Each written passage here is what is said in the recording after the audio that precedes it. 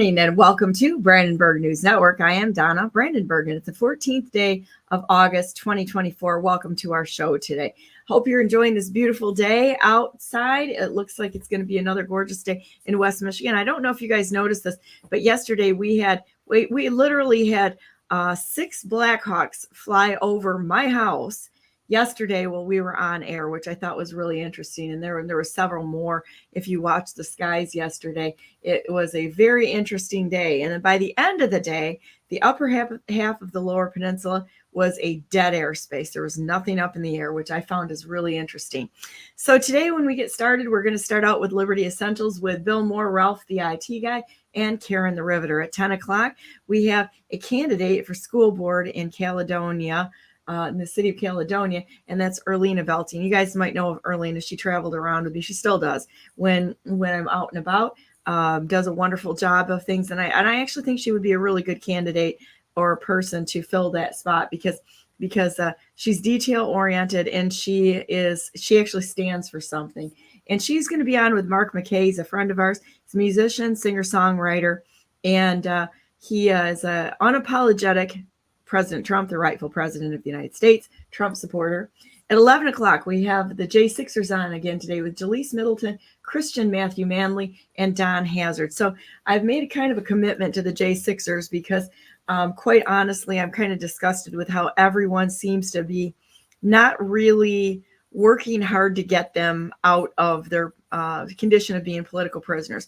We had a guy on yesterday whose intestines, his guts fell apart because they were feeding them. They had no water in the prison he was in, which was in Mississippi, and he's not doing real well health-wise. So there's some long-reaching problems that have come out of these political prisoners, and I'm going to say it again, that anyone that's in office right now in the legislature is a traitor because they have literally done nothing, just like our stolen elections. But with that said, we're going to just continue to fight and bring everybody on here today because everybody who is on Brandenburg News Network is actually selflessly fighting. And I'm really proud to stand with everyone. Hey, guys, how you doing? Morning. Good morning. Morning. Hey, I wanted to read a scripture this morning to start this out with because I think this is important. Philippians 2:3, do nothing from selfishness or empty conceit. Selfishness is in its obsession with self that excludes others, hurting everyone. And it comes from the root words strife and contentious. And I think that that's pretty telling here on what we're seeing. Strife and contentiousness. Now look at how people are behaving out there. And I think that we've got our answers to what's happening, but it's okay. We can watch those things, and probably a good reason why we're here is to bring peace into any situation, no matter what it is, because we're not moving, we're not wavering, and we're not going off the crazy train to do stupid stuff like grab your torches and pitchforks kind of nonsense. The way to fight all of this stuff is in a lawful manner. The law is actually on our side. What they want is to provoke us to doing something stupid. And we don't need to do that. We can maintain a countenance of statesman. I'm not saying don't be pissed off. Be pissed off. That's fine. But your actions need to follow a lawful conduct and not turn into what we've seen with the Palestinian protesters, which is actually an invasion under a foreign flag, or what's happened in our elections, which is foreign involvement in our elections, as well as domestic terrorists in the form of NGOs who have been rigging our elections in cahoots with those seated in positions of power through the fake elections. But we can set an example, and I think that's what God expects us to do, and he's going to bless us in our actions. So how's everybody doing this morning, and what are we talking about today, Bill? Well, you kind of just ran right through what I was going to. Well, this is wild. We never planned this, and so clearly God's directing this. If he's putting us all on the same page here, it's crazy. So I was actually going to take the majority excerpt of Patrick Henry's speech. I'm sure most everybody should be familiar with it, right? His "Give me liberty or give me death" speech. You're assuming a lot. Assuming a lot, but Everybody should at least know that phrase. Okay, that's the last line in the entire speech. However, his speech before the men at that time, there's a lot more to it than that, and it's still relevant today. It has never lost its relevancy, if that's an actual word. Might have made that up, but it's the same ideas that we should be carrying forth on a daily basis. The only thing that stands different at this point is, just as Donna said, we still have the ability to fight lawfully. We can still take this through the appropriate channels because this is America. The people are the law here, and we should be exercising every avenue of peaceful measures before taking up any type of arms in an offensive manner, right? So at this point, when Patrick Henry wrote this, it was beyond that time. They have exhausted all measures of peacefulness, right? They've put up with everything they could. As Karen said numerous times, Declaration of Independence, they have suffered all the evils that existed as long as they could tolerate it, right? Yep. Eventually, there comes a time when you can no longer. So we're not at the no longer point yet, right? We still have the freedom to consistently do the right thing, right? Until they start throwing all of us in jail for doing something that's right, which you see happening from time to time, but it's not the norm yet. Um, then we should be exhausting all those peaceful measures. So I guess I just want to start with that. It's going to go elsewhere afterwards. I know that. But I want to start with that principle. Hey, it's us, Bill. Of course, we're going to get on a tangent. Yeah, we know. We know. But Patrick Henry started this when he was addressing the First Continental Congress. Okay, the First Continental Congress. There was numerous arguments, numerous debates going on. Right, it was the time of the country's almost destruction and almost completion. Okay, uh, or almost beginning, I should say. Completion was many years later. But they were looking at either total annihilation and slavery, or they were looking at being able to form something to exercise their freedoms, to secure their liberties to themselves and posterity, as their constitution says. What year are you talking, Bill? What year? This would have been 1775. I think in March. So this March is of not 1775. technically that would not be the first Continental Congress because the first one was 10 years prior. There was only 9 out of 13 colonies present, but still. Right. I am sorry. Yep. Patrick Henry was part of the First Continental Congress. That's where I got that mixed Right. up in. Yeah, so this was later, but addressing the Congress nonetheless. He states, "No man, Mr. President, thinks more highly than I do of the patriotism as well as the abilities of the very honorable gentlemen who have just addressed the House. But different men often see the same subject in different lights, and I hope it will not be thought disrespectful to those gentlemen if entertaining as I do opinions of a character opposite to theirs. I should Ooh, speak." good statement right there. This freedom of speech, right? This is the essence of what is addressed in the First Amendment. "I should speak forth my sentiments freely and without reserve. This is no time for ceremony." Right? That's one of the phrases. How many people right now are rejoicing for all practicalities of being able to put a person, right, a fellow person, up into the White House, the corrupt government that we currently have? How many people are rejoicing, saying, "Oh, yay! We're going to throw big parties and all that"? Listen, I'm telling you, we're in the middle of a war. Agreed. What are we rejoicing about? Because the destruction is coming if we don't change this up, right? He says, "This is no time for ceremony. The question before the House is one of awful moment to this country. For my own part, I consider it nothing less than a question of freedom or slavery, and in proportion to the magnitude of the subject ought to be the freedom of the debate. It is only in this way we can hope to arrive at truth and fulfill the great responsibility which we owe to God and our country." Should I keep back my opinions at such a time through fear and giving offense? I should consider myself as guilty as of treason towards my country and of an act of disloyalty towards the majesty of heaven, which I revere above all earthly kings.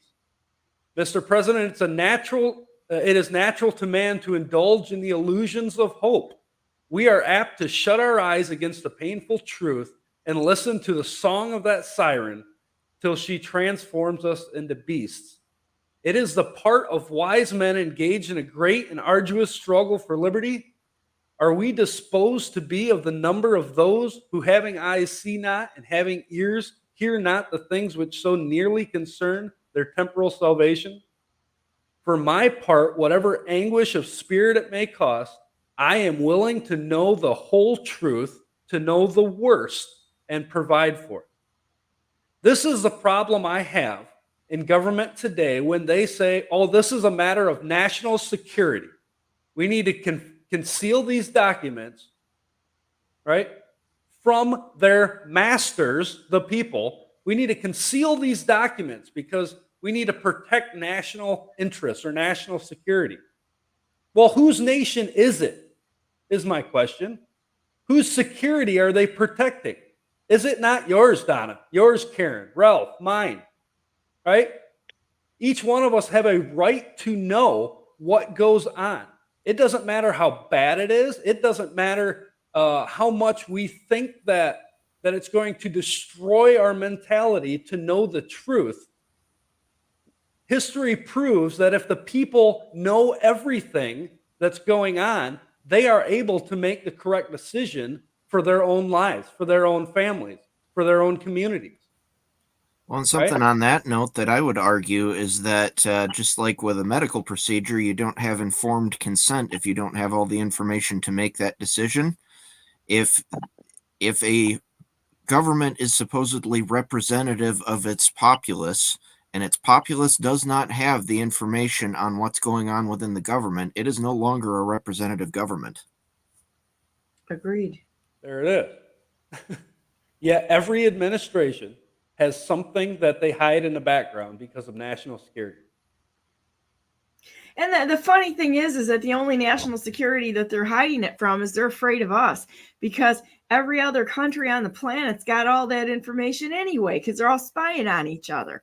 And the only ones that don't are the people, the rightful masters of that information.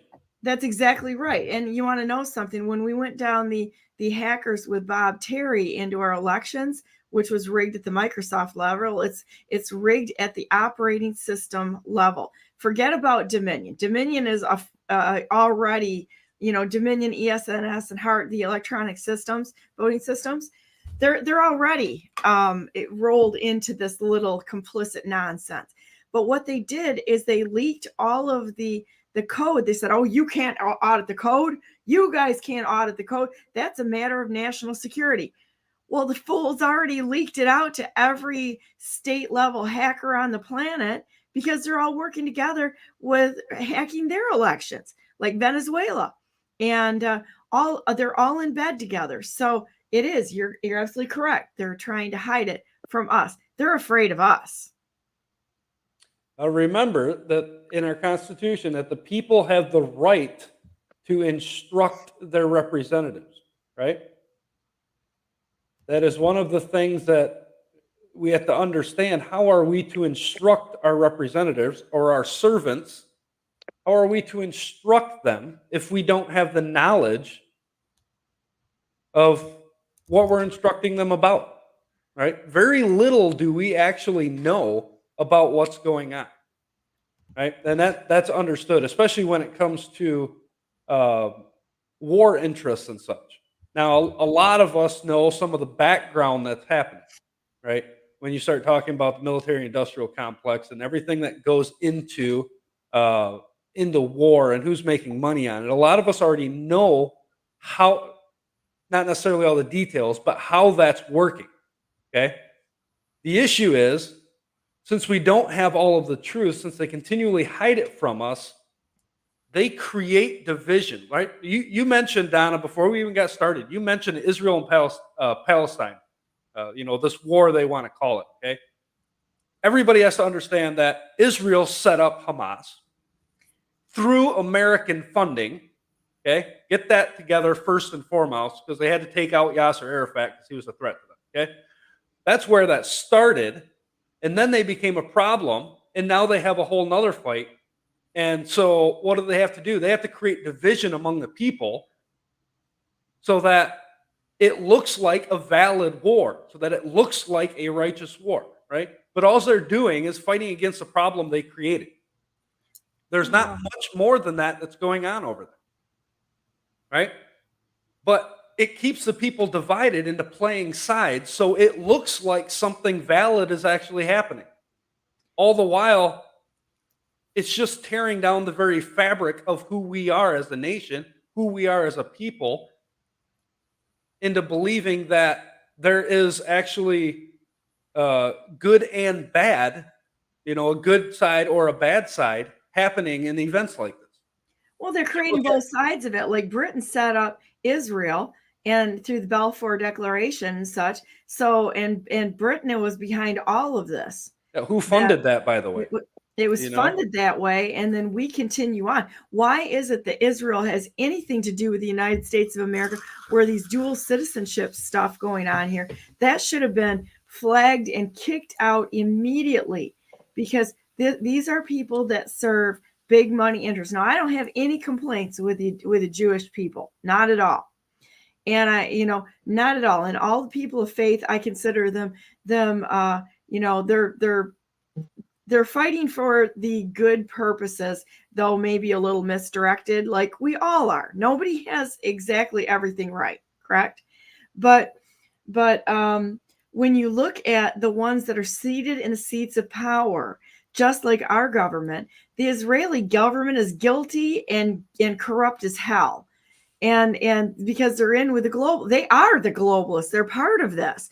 And so when people want to say, oh, you can't pick on the Jews, I'm not picking on the Jews. I'm picking on the global crime syndicate that's going in and parading as the governments that are standing up for their people while they kill their own people.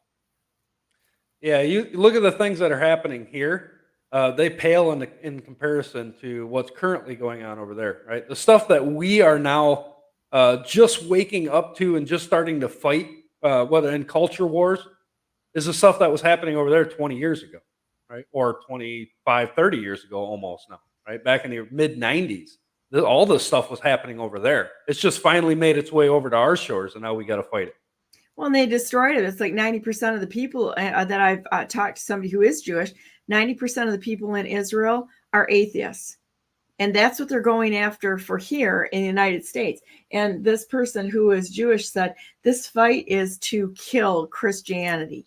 So that's behind it.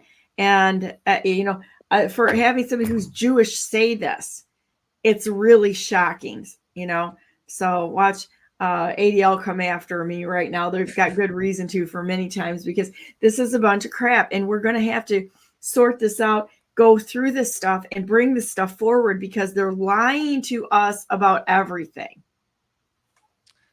So let's continue on then, because we're playing right into, I think, Patrick Henry's line of thought. Different situation, different times, same process, right? Right. He says, I have but one lamp by which my feet are guided, and that is the lamp of experience. I know of no way of judging of the future but by the past. And judging by the past, I wish to know what there has been in the conduct of the British ministry. In this case, the conduct of American history, right? For the last 10 years, to justify those hopes with which gentlemen have been pleased to solace themselves in the House. It is that insidious smile with which our petition has been lately received. Oh, I'm sorry, that was a question. Is it that insidious smile with which our petition has been lately received? Trust it not, sir. It will prove a snare to your feet. Suffer not yourselves to be betrayed with a kiss. Wonder where he got that line from. Anybody know? I would take a guess that that's a pretty easy chip shot from Jesus and Judas. We'll get to that in just a minute, too. Okay, that's good. Ask yourselves how this gracious reception of our petition comports with those warlike preparations which cover our waters and darken our land. Are fleets and armies necessary to a work of love and reconciliation? Have we shown ourselves so unwilling to be reconciled that a force must be called in to win back love? Let us not deceive ourselves, sir. These are the implements of war and subjugation, the last arguments to which kings resort. I ask, gentlemen, sir, what means this martial array? If its purpose be not to force us into submission, can gentlemen assign any other possible motive for it? Has Great Britain any enemy in this quarter of the world to call for this accumulation of navies and armies? No, sir, she has none. They are meant for us. They can be meant for no other. They are sent over to bind and rivet upon those chains which the British ministry have been so long forging. And what have we to oppose to them? Shall we try argument? Sir, we have been trying that for the last 10 years. Have we anything new to offer upon the subject? Nothing. We have held the subject up in every light which it is capable, but it has all been in vain. Shall we resort to entreaty and humble supplication? What terms shall we find which have not been already exhausted? Let us not, I beseech you, sir, deceive ourselves longer. Sir, we have done everything we could that could be done to avert the storm which is now coming. We have petitioned, we have remonstrated, we have supplicated, we have prostrated ourselves before the throne and have implored its interposition to arrest the tyrannical hands of the ministry and parliament. Our petitions have been slighted, our remonstrances have produced additional violence and insult, our supplications have been disregarded, and we have been spurned with contempt from the foot of the throne. In vain after these things may we indulge a fond hope of peace and reconciliation. There is no longer any room for hope if we wish to be free, if we mean to preserve and violate those losing my words here. Those inestimable privileges for which we have been so long contending, if we mean not basely to abandon the noble struggle in which we have been so long engaged, and which we have pledged ourselves never to abandon until the glorious object of our contest shall be obtained, we must fight. I repeat, sir, we must fight, and appeal to arms and to the God of hosts is all that is left us. We're not that far from that point, right? I pray to God that point never shows up. But when you look through here, when he was talking specifically about being betrayed with a kiss, right? That is in direct reference to Judas betraying Christ in the Garden of Gethsemane, right? Took his 30 pieces of silver, paid for the lie that he promoted, brought the armies, right? Brought the people that paid him for all practical purposes, brought those armies up, and was told that the one that I kiss is the one you're looking for, right? And walked up to Christ and betrayed the Son of God with a kiss, right? The kiss was a greeting at that time, right? Paul talked about that. He says, kiss the brethren, or greet the brethren with an holy kiss, right? That was a greeting. That was a formal way of addressing somebody when you first It's so normal in many other cultures that you come up and you kiss them on the cheek. Just little, it's more of a cheek touch really than anything. I think Italy is still very large on that. And Italy has some really weird culture things that I was shown one time, and I got really, weirded out by what they were trying to show me. But that besides the point. Do we understand why we shake hands in America? Right? And why several other areas we shake hands? Karen, you probably know this. Yeah, to show that your hand is empty of a weapon. There it is. Because there were too many times, and Ehud was one of those, and Judges, I think it was Ehud, where you can read about that, where he would come up to the at the time, and people would greet you with a kiss, and then they'd have a dagger in their hand and come around your back and put the dagger in your back, right? I mean, I'm not saying it sounds like the political climate in the state of Michigan here, only it's not a dagger like a real one, but they're like stabbing each other in the back all the time. Oh, my friend. Yeah, right. Yeah. But that's I'm not saying that's common, but I'm saying that in my opinion is the basis for a handshake now, right? Because they can see what's in your hand. You're face to face, and there's safety in a handshake. Now, when you look at that and take that farther, you have to understand that a handshake also, if to that extent, means that I don't trust you, right? That initial reach out, I don't trust you, but I don't expect you to trust me either. So we're going to compact between each other, understand there's a mutual distrust among us right now. But when we shake hands, that's binding, right? I still come from the generation where I don't need to shake your hand. If we say that we're going to do something, it's done, it's settled. You can bet all your gold on that it's going to happen, right? Lord willing. Because your word is good. Right. That is still the generation I claim to come from. Now, if you look at my generation, not the case, right? Look at the next generation, not the case, not in entirety, but the majority of what we see. That's because we've been so demoralized into believing that a vow or promises, they really don't mean a whole lot. Well, I think that's one of the things that when there's some Christians that are opposed to taking oaths, and that was something that I pointed out to somebody a while back when we had to do a governmental function which involved taking an oath, and how in a lot of ways that's actually kind of religious discrimination against a lot of Christians. But the commandment that's based on, or that the directive that's based on in the Bible is, in my opinion, the way I interpret that, of not taking oaths, is that you shouldn't make a distinction between making a promise or an oath and your regular word. That your word should be the truth regardless of whether you're specifically taking an oath or a vow or a promise or whatever. If you agree to do something, by golly, you better do it. Let your yea be yea and your nay nay. Mm-hmm. Yep. Yeah, and I've met some of those people, and I've had that discussion. And you have to bring up the point that if somebody asks you a question or asks you to do something and you say yes, you have just promised. You've just said that oath, right? However, you have not sworn to do such a thing by any other means outside of yourself. Okay? That's where Christ talked about how we should not swear by heaven, neither by God, neither by his throne nor by the temple. Right? I'm sorry, that was not. That's why we're commanded not to do such things, right? Because we're swearing on something we have no control over.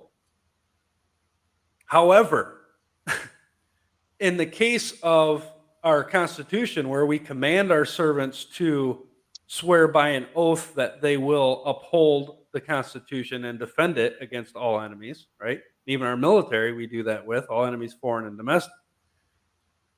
That is a means of a promise to the people and an oath before God, right? Because we understand that God takes his vows seriously. It is better not to vow than to make one and not uphold it. That is a promissory note to the people that you are going to do what you say. But that only applies to those who fear God, right? If there is no fear of God, that oath means absolutely nothing to them, right? Originally, it was all ended in "so help me God." Even the oaths in the courtroom were all ended in "so help me God," where you'd raise your right hand to the heavens, right? And you would swear before the people and before God that this is what you will do. The problem is we've lost that fear in America, that filial fear before God, not like the fear of trembling and certain destruction kind of fear. There is a proper place for that. But the fear, the reverence, the respect, the awe before the Creator, when we lost that, we lost all of the power, the authority that an oath carries with it. But to say that you cannot swear an oath at all means that you should never answer anybody and promise that you're going to do something, because you have oath, is that a word? You've made that oath to them in and of yourself. Okay. Still done before God. You're just not swearing by him. So there's that aspect of it too. And I understand both sides of that. And for the groups that claim that they're not going to swear oaths and that they believe nobody should, that's fine, right? But you got to stay out of the government then. I don't know how else to word that, because that's the law here. And that's actually based on, I don't know if I can find it right away, but that would be based in Numbers. I don't know it's towards the end. It's either chapter 23. It's either Numbers or Deuteronomy, one of those two, where they cause their leaders to swear by an oath to the people, right? That's where we get that from in our Constitution. It's the same lineup of government.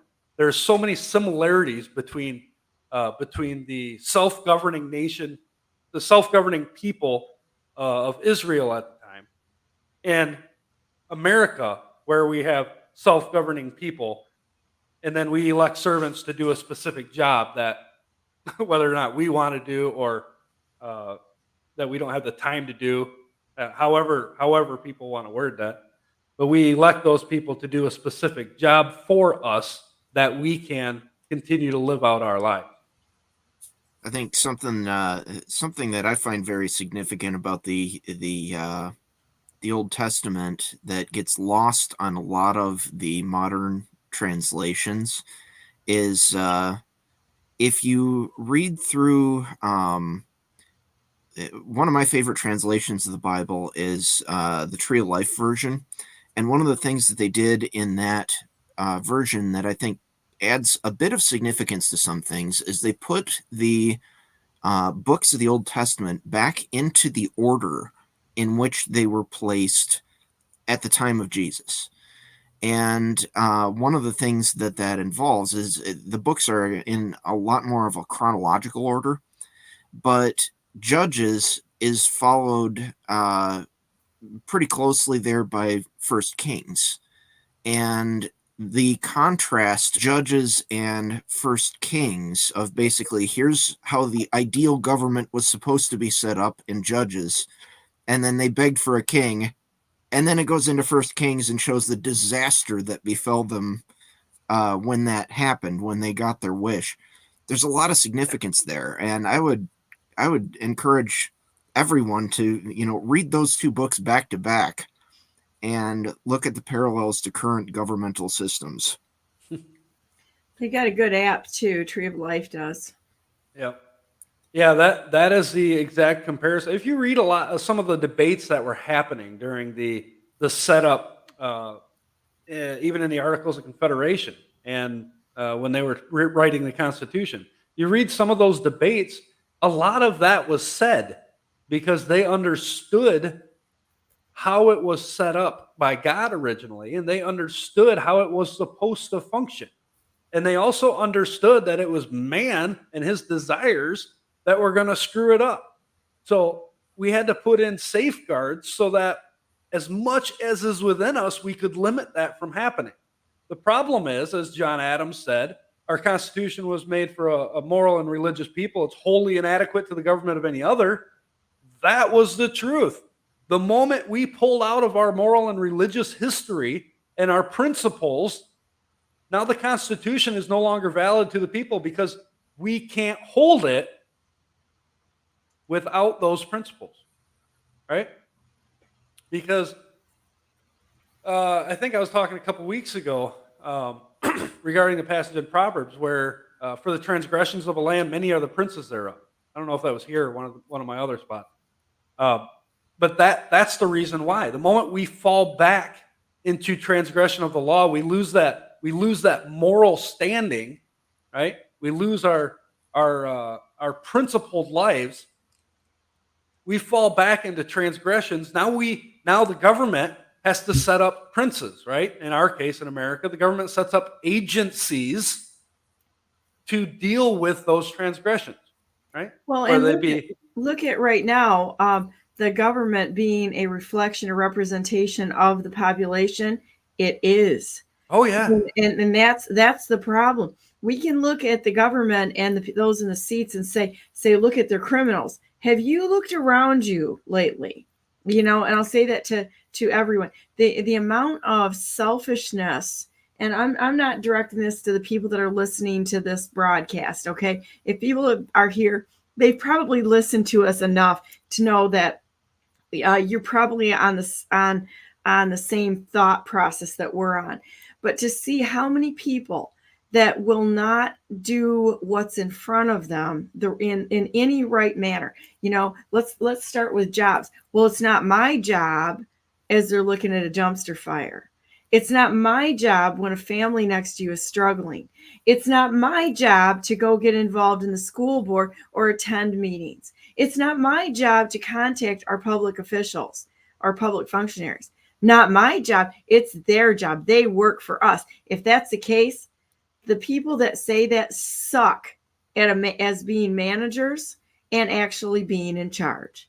They're acting like baby birds and children to be told what to do until we grow up and learn how to self-govern. And that includes being an adult and taking control of situations that are off the rails and not putting up with it. We're in trouble.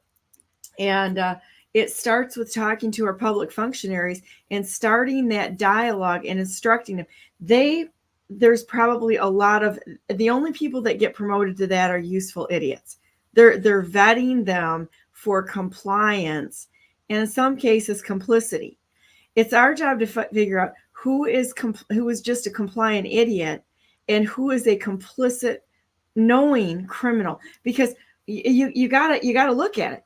We were used for many years. The average person, the average everyday American, has been used for many years in many different scenarios, and we didn't know the difference.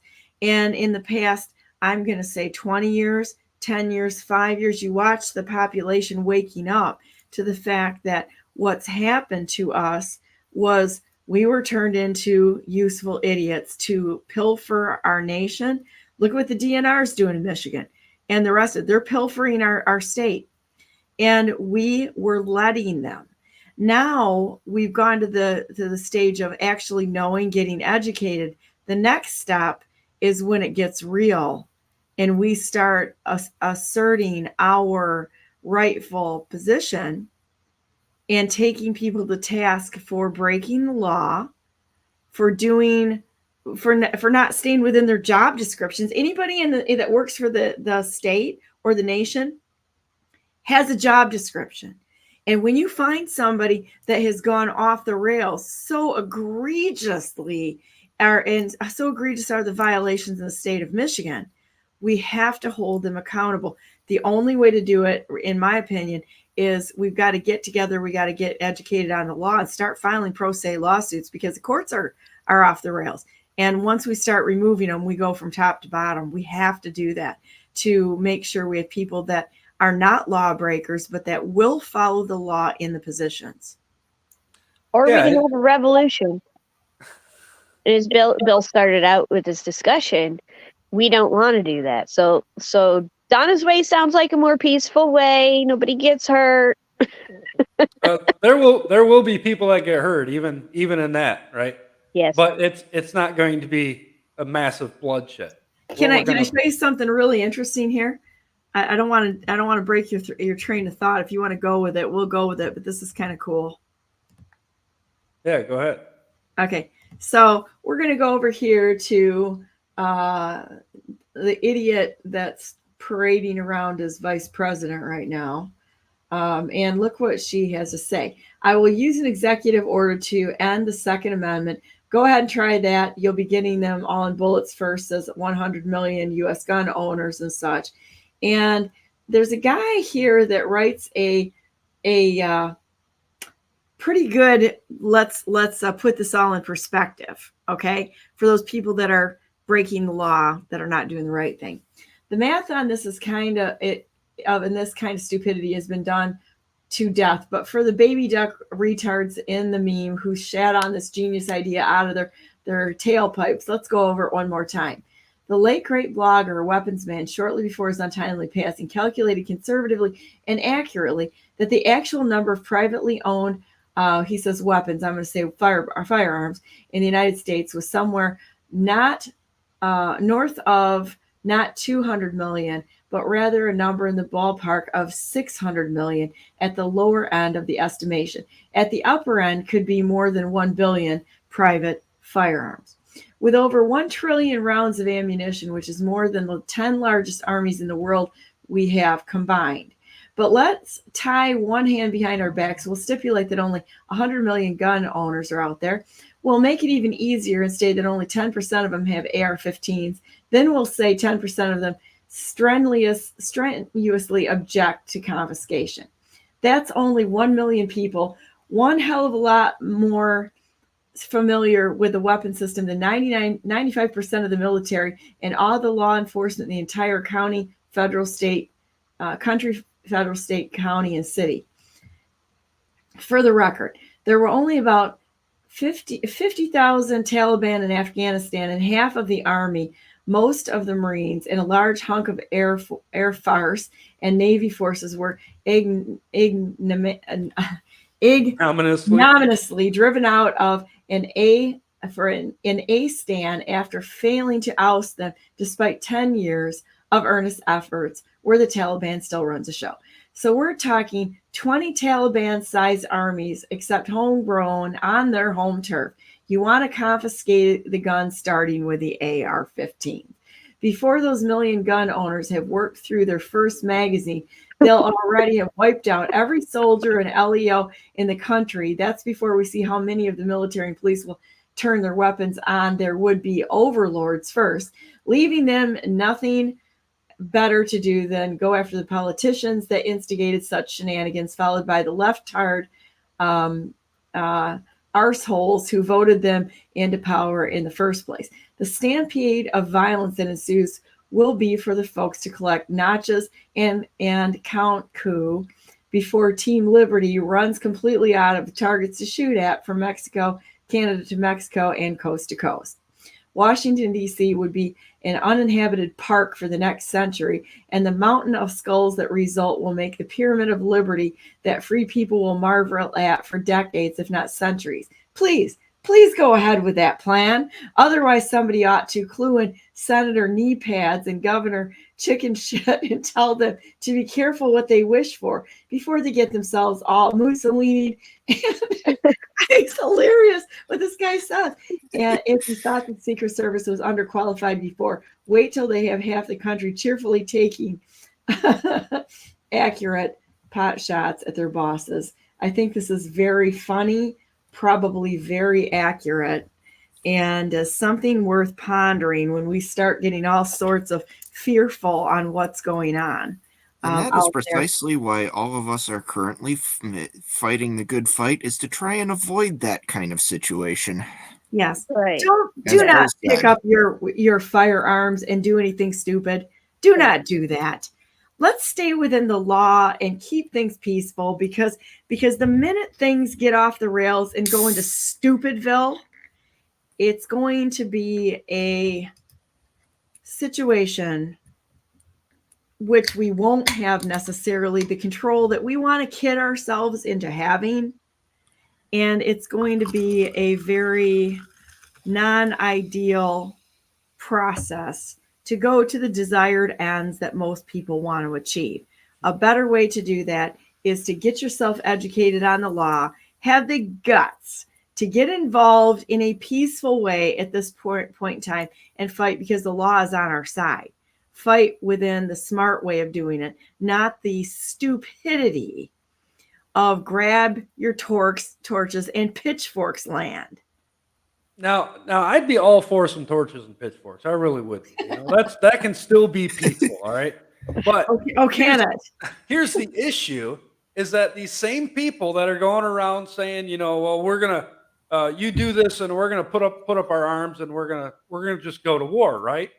Well, Oh yeah, let's just flip that off a minute. That sounds we're just gonna flip that off in a flippant way to say that. Yeah, number one, that is really loosely stated, and I would that's the most fearful measure I could think of, right?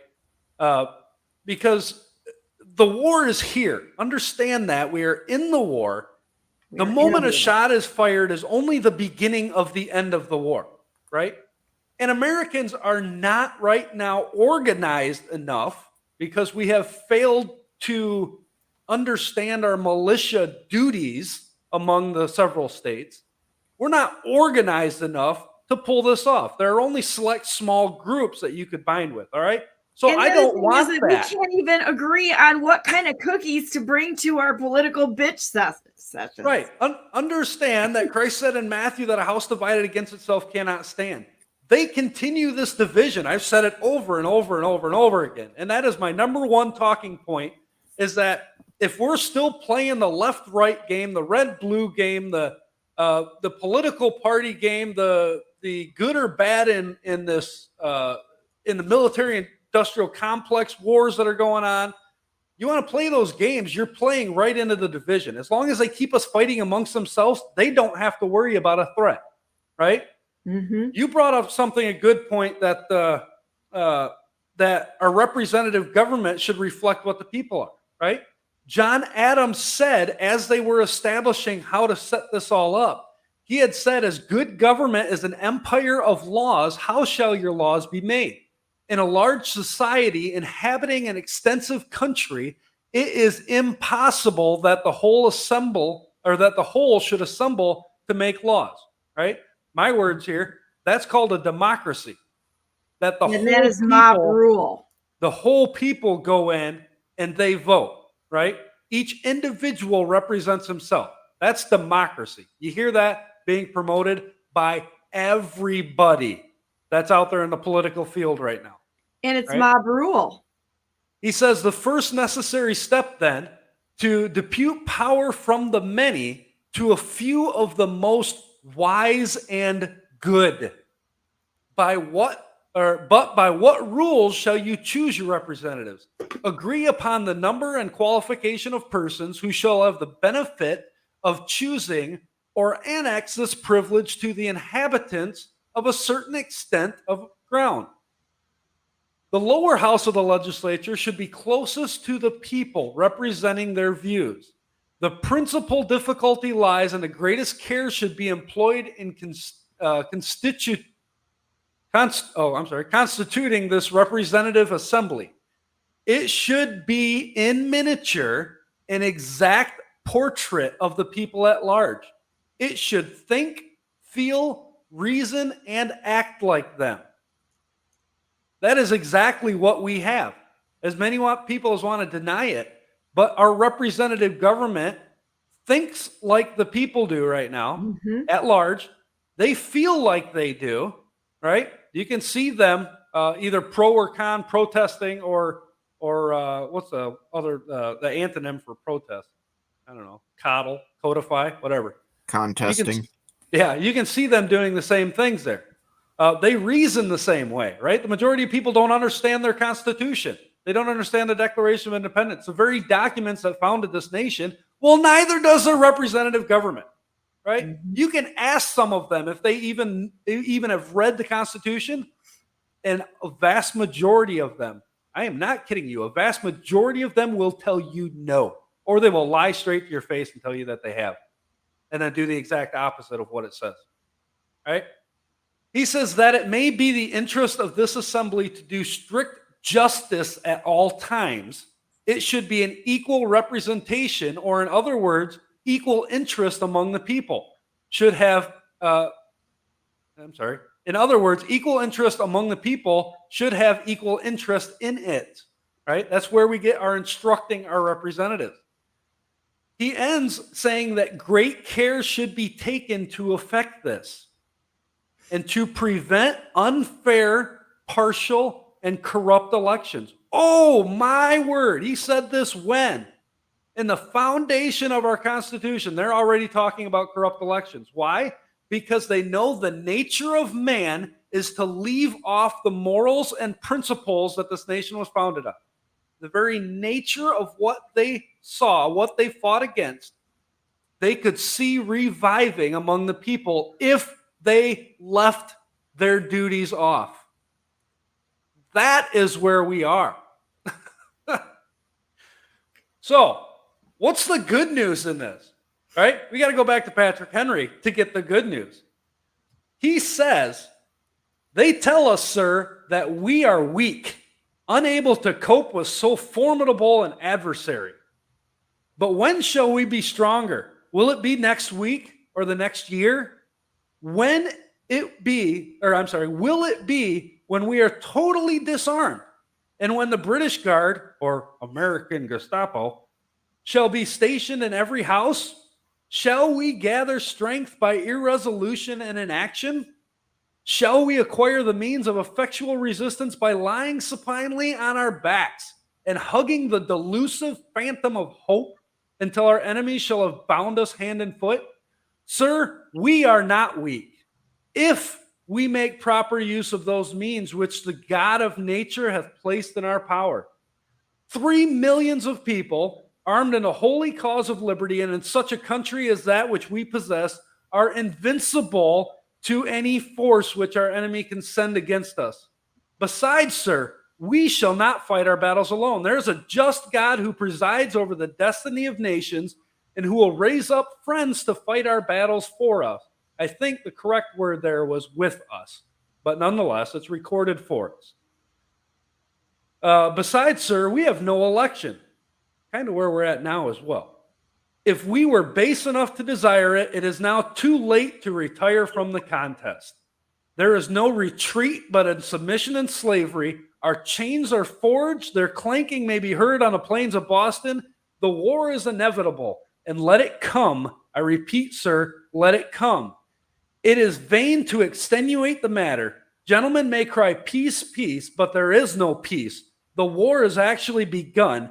The next gale that sweeps from the north, in this case from the east, will bring to our ears the clash of resounding arms. Our brethren are already in the field. Why stand we here, or why stand we idle here? What is it that gentlemen wish? What would they have? Is life so dear, or peace so sweet, so as to be purchased at the price of chains and liberty? I want to add, purchased at the price of chains and chains and slavery. Purchased at the price of chains and slavery of your children would be the correct wording here. Forbid it, Almighty God. I know not what course others may take, but as for me, give me liberty or give me death. Patrick Henry was absolutely right. Yep. All the way back then, right? These men knew what the essence of government was to be. They knew that if men did not stand up and fulfill their roles, right, in being active consistently within their own representative form of government that they had given us, as Benjamin Franklin rightly told the lady, a republic if you can keep it. They knew that if the men laid down and forsook their duties in government, that they would end up exactly where we are today. Right?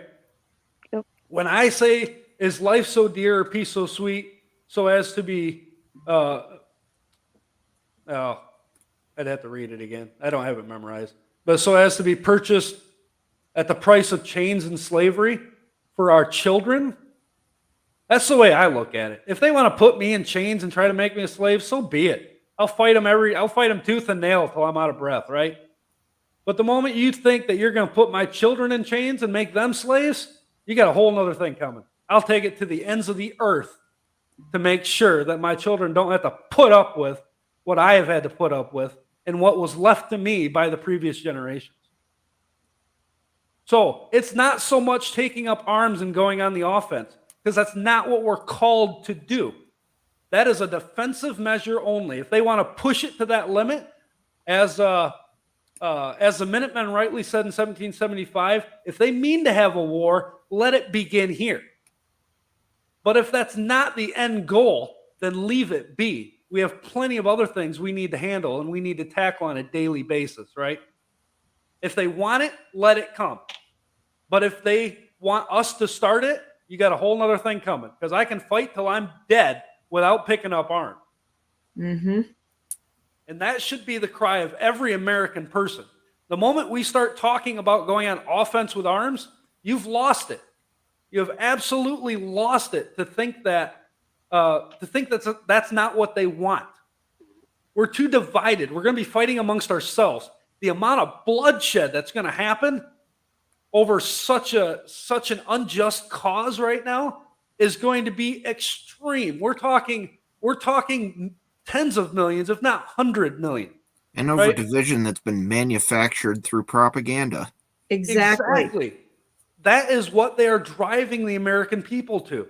They want us to do their killing for them, is what they want. And they, with the COVID and the vaxes and all that sort of thing. I mean, this wasn't the first time that this has been done this way. The nurses in Germany were injecting children to kill them, and they've done it before. And so if they can get us to buy in for protecting, let's say our livelihood, what we think we have, our stances on anything we take, and they can get us to commit violence or kill each other or hurt each other, they're sitting back smoking their cigars, laughing and realizing they've done exactly what they wanted to do. Yeah, and to think that I don't know how many times has this panel right here heard the term leaders in government, right? I can already see Karen's blood boiling. Okay? We don't have leaders in government. Never existed in America. Never will, as long as we keep it that way. They are servants, and the servant is not above their master. To think that any of these people who are pushing this wickedness among us, to think that they have some sort of rule over us, right? To think that they're getting one over on the American people, they're not getting one over on anybody that's not allowing it. And they're definitely not going to get away with it, because they will have their time for judgment. Let me finish with this point from Psalms 2. He says, "Why do the heathen rage and the people imagine a vain thing? The kings of the earth set themselves, and the rulers take counsel together against the Lord and against his anointed, saying, let us break their bands asunder and cast away their cords from us." That is exactly what they're doing right now, right? These globalist leaders who think they're getting away with it, that is what they're doing. And verse 4 says what? "He that sitteth in the heavens shall laugh. The Lord shall have them in derision. He shall speak to them in his wrath and vex them in his sore displeasure." Okay? They're not winning this. They never have, they never will. It is impossible for them to destroy the principles of the King of Kings. They cannot eliminate his kingdom from this earth. Amen. As long as we remain part of that, we are nothing but strangers walking through this America, right? And it's our duty to redeem the time. It's our job to occupy it, right? Until the end of our days, until he comes. That is our duty. That is what the republic is set up to be, right? For anybody saying that that's not the case, call me, right? I'll invite you to my house, right? And we'll have this discussion one-on-one. Because, yeah, go ahead. I would like to add to this because with saying that there are servants, they are our servants, but there's more to it. I actually like the term public functionary, because what it is someone who stays within their job designation. They stay within their function of what they're supposed to do. If we stay within the structure that is supposed to be carried out, we don't have all this usurpation. It stops the usurpation, and it keeps them in that position of serving a function within the republic to the people there. And it also, what it does is it moves them out of people saying, you work for me. And then they sit back waiting for them to fail so they can laugh at them or use them for target practice instead of getting them involved. Yeah, and I don't know how many people remember back in 2020 when all that went down. You know, we were everything was being called it was all being called new. You know, with the we're wading into new waters here with the whole pandemic that was set up against the people. But our Michigan representatives, right? I heard from several of their lips saying, we don't have a guidebook on how to handle such things, right? That is what they told me. One of them was my representative at the time, okay? We don't have a guidebook on how to handle these things. Well, I'm telling you, you have a guidebook. If you're in office, if you were elected by the people or appointed to a position, right? You have a guidebook. The people have delegated certain authorities to you, certain powers that, number one, you can't exercise anything outside of. And number two, you must exercise those powers. Right? That's the guidebook. It's called the Constitution. It's simple, it's effective, and the more we try to get involved and to add all these little things we think are going to fix our little problems, the more we're going to screw it up, because no new ideas are going to fix these same old problems, right? Man only finds new ways to commit the same sins. That's it. It's the same thing that every generation, every nation has had to deal with. We can only fix it by going back to the solutions that worked. Right? And that's through lawful practices, fulfilling our duties before God and man. That includes elected servants, right? Or your public functionaries, however we want to call them, right? They are not leaders in this country. It is time for them that understand that fact to stand up and start speaking that way. Don't think for a minute that those in office are going to be able to get away with something, right? You're either going to give an account to the people you represent, right? You're either going to give an account to another lawful authority, right? Maybe before a judge. Or you're going to give an account before God, right? Yep. God forbid that one ever come. But if that's the way they want to play it, so be it. That's justice. There you go. And with that said, let's give 30 seconds apiece for your closing words here. And I'm going to bring on our next guest, Earlina, Velting, and Mark Mackay in our next hour. So let's start with Ralph, Bill, and Karen. Let's go, Ralph. Yeah, let's go, Ralph, Bill, and Karen. You got 30 seconds apiece. I think the kind of one of the things that kind of illustrates some of that too is there is there's an account of an early, when Japan first kind of opened up to the world. There's an account from one of the first Japanese visitors to the United States back in the 1800s. And he talked about just marveling at being able to just walk up to the White House and talk to the president without having a whole bunch of security or anything like that. And the general sentiment was, well, yeah, of course, we don't want to be like the monarchies back in Europe. These are all just regular people.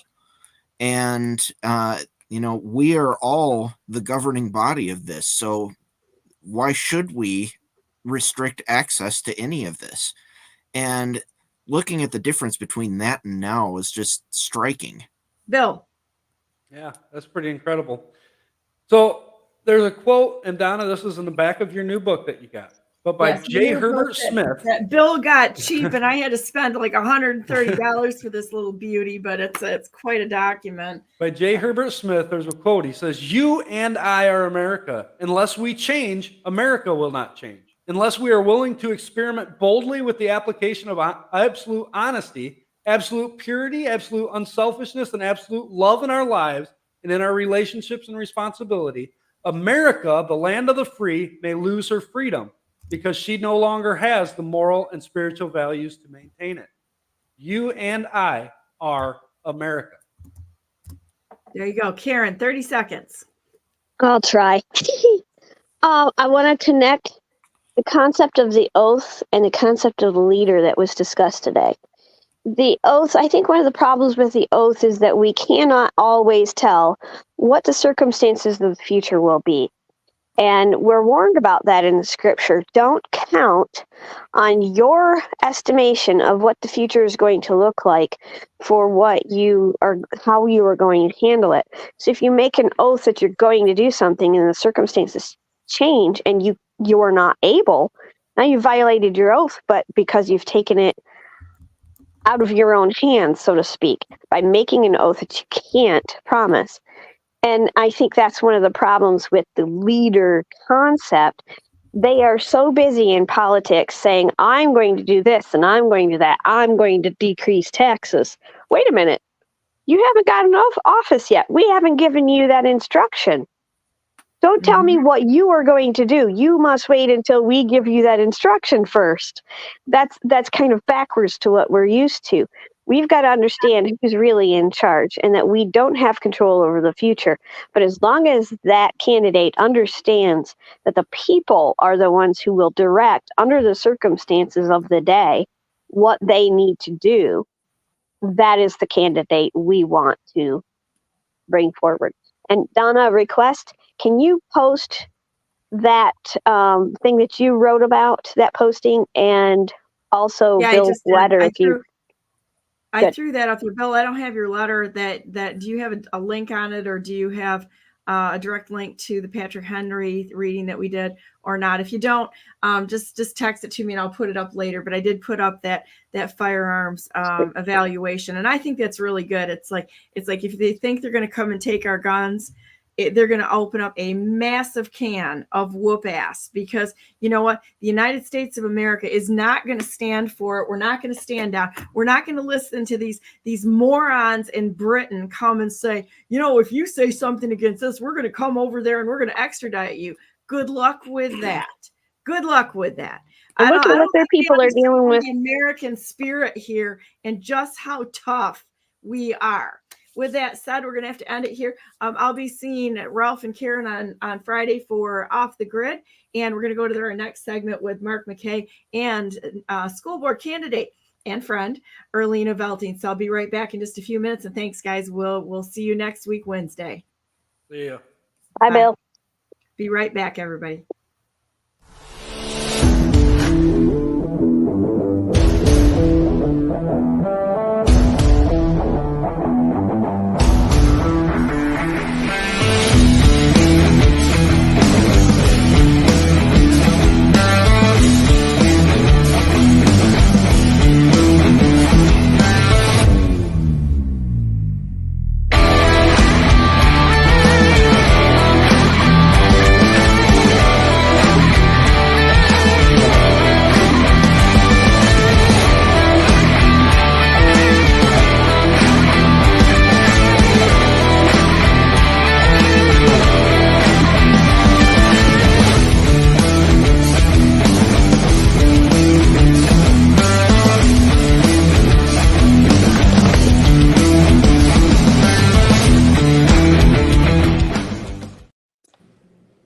Good morning and welcome to the second hour of Brandenburg News Network. I am Donna Brandenburg, and it is the 14th day of August 2024, and we're going to get right into the second hour. We've got a school board candidate for Caledonia, and that's Earlina Velting. I know everybody's seen her in a lot of the pictures with me. Friend, she's been traveling around, and also another good friend, Mark Mackay, and Patriots. And this is really fun for me to be able to interview people that I know really well and just sit here and talk. So I'm going to bring everybody on. Morning, hey. Hey, how you doing? Yeah, what's up? Hey, Earlina. Not too much. Hey, I'm trying to figure out this camera. Yeah, that's good. This is real news for real people by real people at the kitchen table, and this is just the way it goes. Everything is backwards when you set these things up. So you think you're going in one direction, and all of a sudden you're like, "What in the world's happened to the camera?" But glad to have you guys on today, and we've been really beating up the constitutional and the founding basis for our country and what it really takes to stand for this nation. I don't know if you guys have seen it, but I have over the years that I've been involved in this. Is just a normal, regular person that doesn't do it for money, but patriot. That's pretty much it, right? But the lack of people that have the guts to step forward. I mean, we can't even get two people together to agree on the type of cookies to bring to these political bitch sessions. And it's really true, right? And so, but to sit down and find what we can do, and I just wanna applaud both of you for all the work that you've done. And so I wanted to give you a chance to talk this morning. This is Earlina's website right now, and Earlina, we know that everything in the schools has just completely gotten off the rails. And I'll post this on my Telegram channel. That's a cute picture of you. I love it. And nice logo and such. So come here and help Earlina. And then hang on, I've got another one here. Ta-da! Mark Mackay's, my buddies. And so we've got Mark doing his amazing. I think you are my favorite guitar player of my entire life. Every time I listen to you play, I'm just like, just everybody just shut up and just let Mark play. Just listen to him. Rod noodling around on his guitar is the best. You're so sweet. So we're gonna be playing an event for Earlina this coming weekend. So we're gonna play guitars as long as you ask us to. That's the drill. Okay, you know what you just asked for, didn't you? I told that to our mutual friend Danny when it all got locked up. I said, given that we're doing this as an event for them, I'm pretty sure I'm going to have to just play guitar solos for Donna for 2 hours. Well, yeah, and I like that. I'll even cook you breakfast if you stay longer. Now you're talking. We'll just keep going. So fun. It's so fun. Yeah. Well, and I love your music. If you want to put a link in the private chat here to something that you're coming out with, or that you have current music for people to hear, because it's like, for me, I really have an appreciation for raw talent. And just listening, it's not somebody that has to have even all of the big speakers and such, though you do that, but the raw talent of actually being able to play.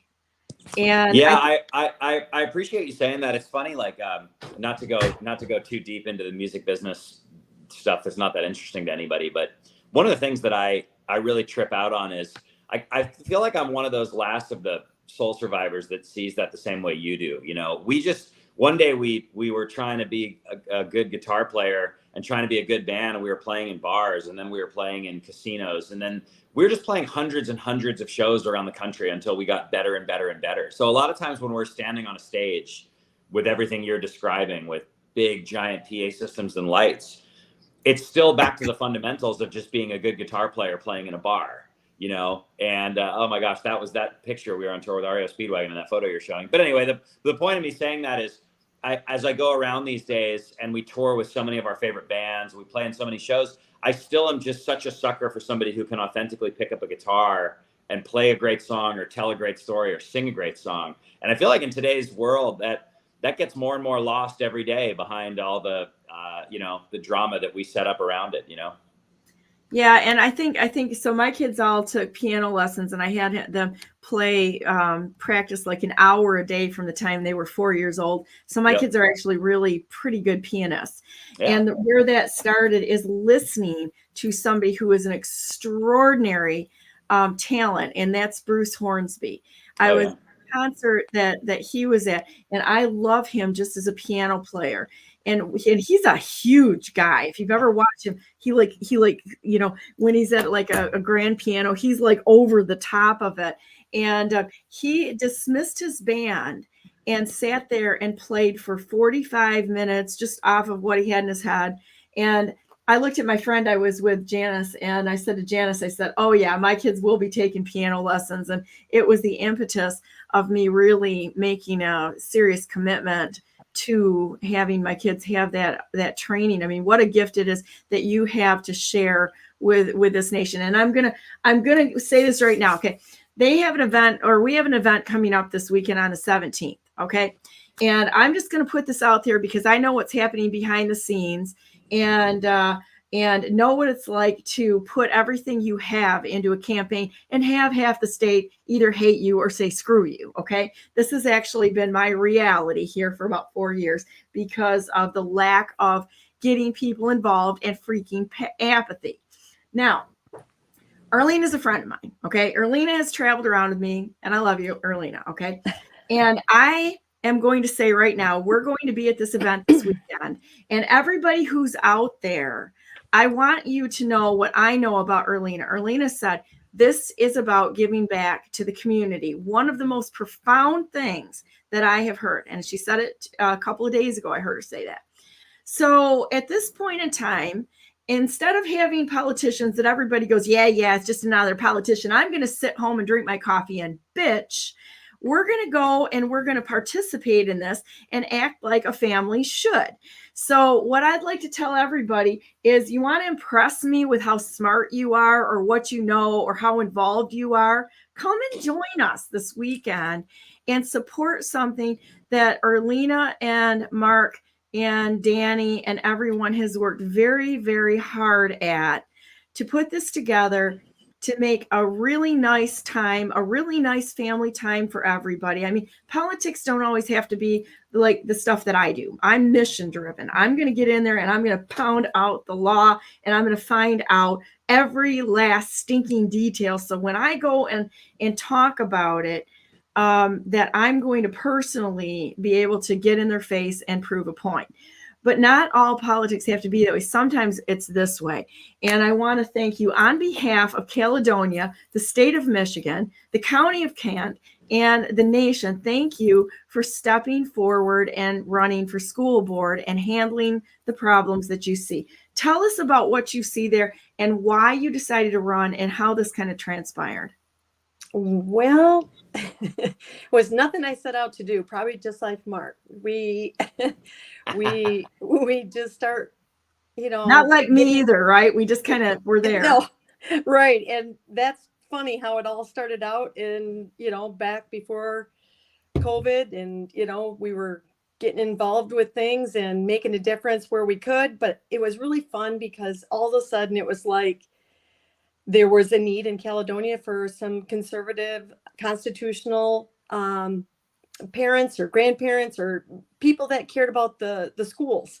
And so we had been asked, and we said, we've been pretty busy, but, let us know if you don't find anybody, we'll step in. But actually, it's not an us, it's an Earlina. And that's a real gracious way to put it, is say that there's really nobody, that there's a few people that are stepping forward and taking the local office action. And honestly, all local action is where it's all should be focused on. And you stepped up and what were some of the things that you saw that really bothered you? Well, I'll be honest with you, working with you in the campaign, we got to meet great people. And to be honest with you, being a part of the community, I don't have to deal with the political stuff as much. I've really seen a lot of people jumping on board, and the opportunity came up that Danny had heard that Mark was open after he had a gig on Friday night, and it was pretty close. And I knew what a patriot Mark was, and Danny too. And it was like, hey, Mark, all of a sudden Danny gets these ideas going, and all of a sudden it's like, Mark, you want to come up and help support Earlina? And I'm like, oh my gosh, that'd be so stinking cool. Because remember when we were at the Lincoln dinner maybe it was just a Macomb dinner, and Mark performed with Laura Trump, and she just loved him, and we all did too. And it was just like, oh my gosh, that would be like a dream of a lifetime. And so hearing Mark and his passion for this country and what he's done and how many openings he's done for the Trumps, I was just like honored completely, because I'm just jumping in and helping.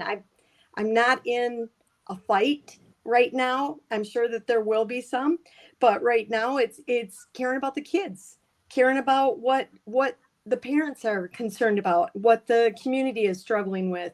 And it's always the budget. It's always about money.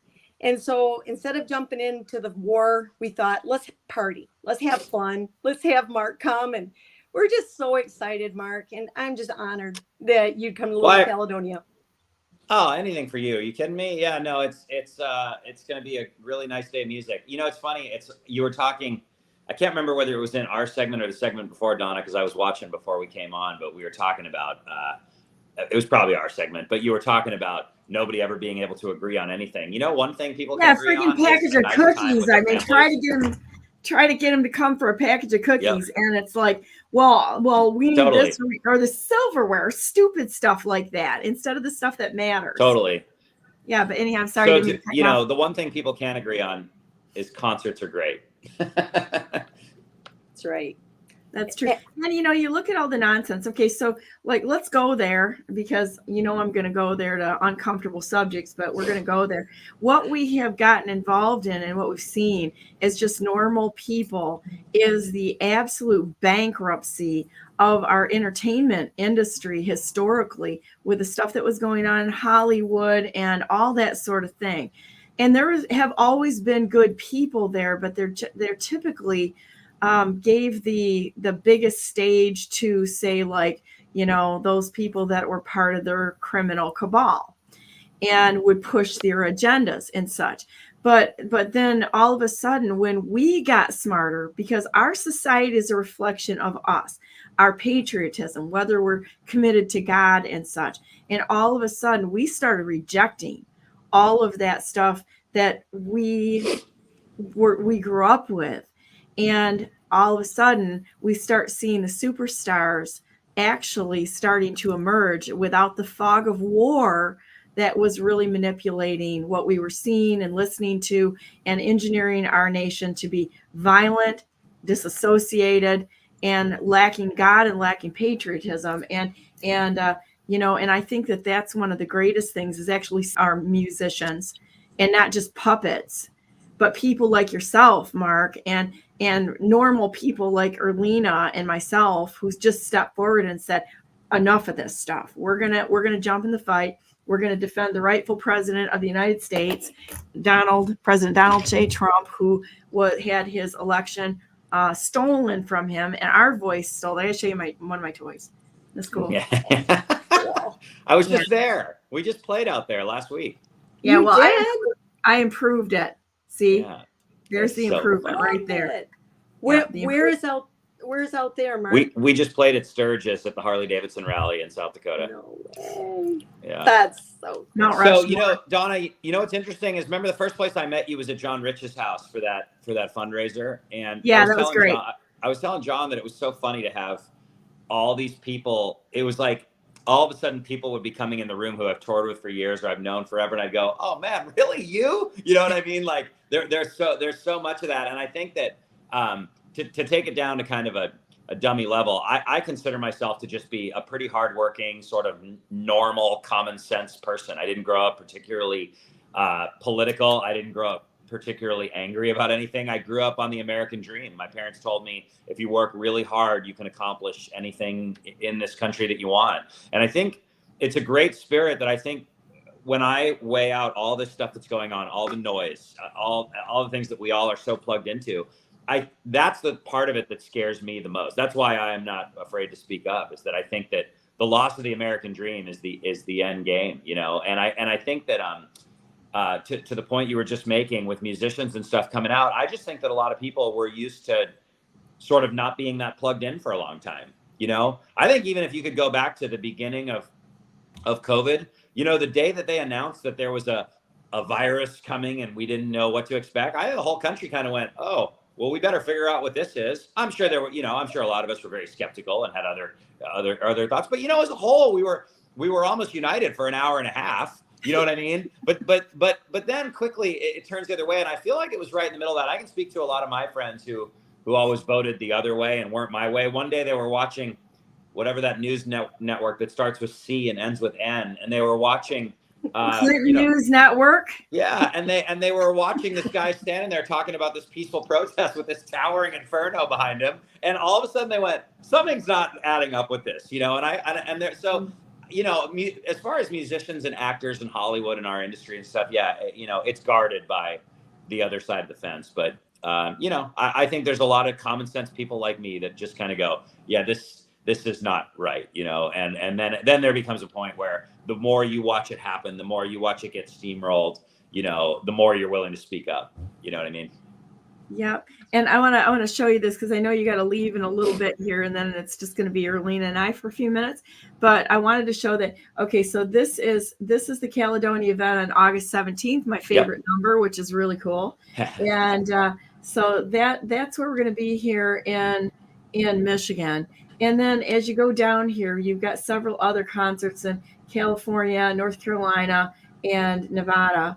And then underneath this, I'd like to play a little bit of your music so people can hear tell me which one to click on.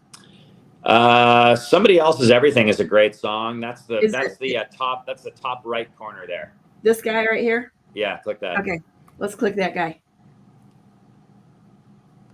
Okay, it's on Instagram, so I'm gonna I'd have to change out my.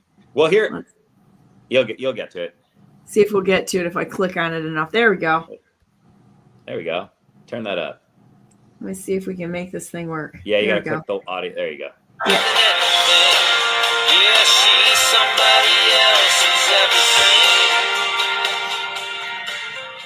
It's gonna start over, I think.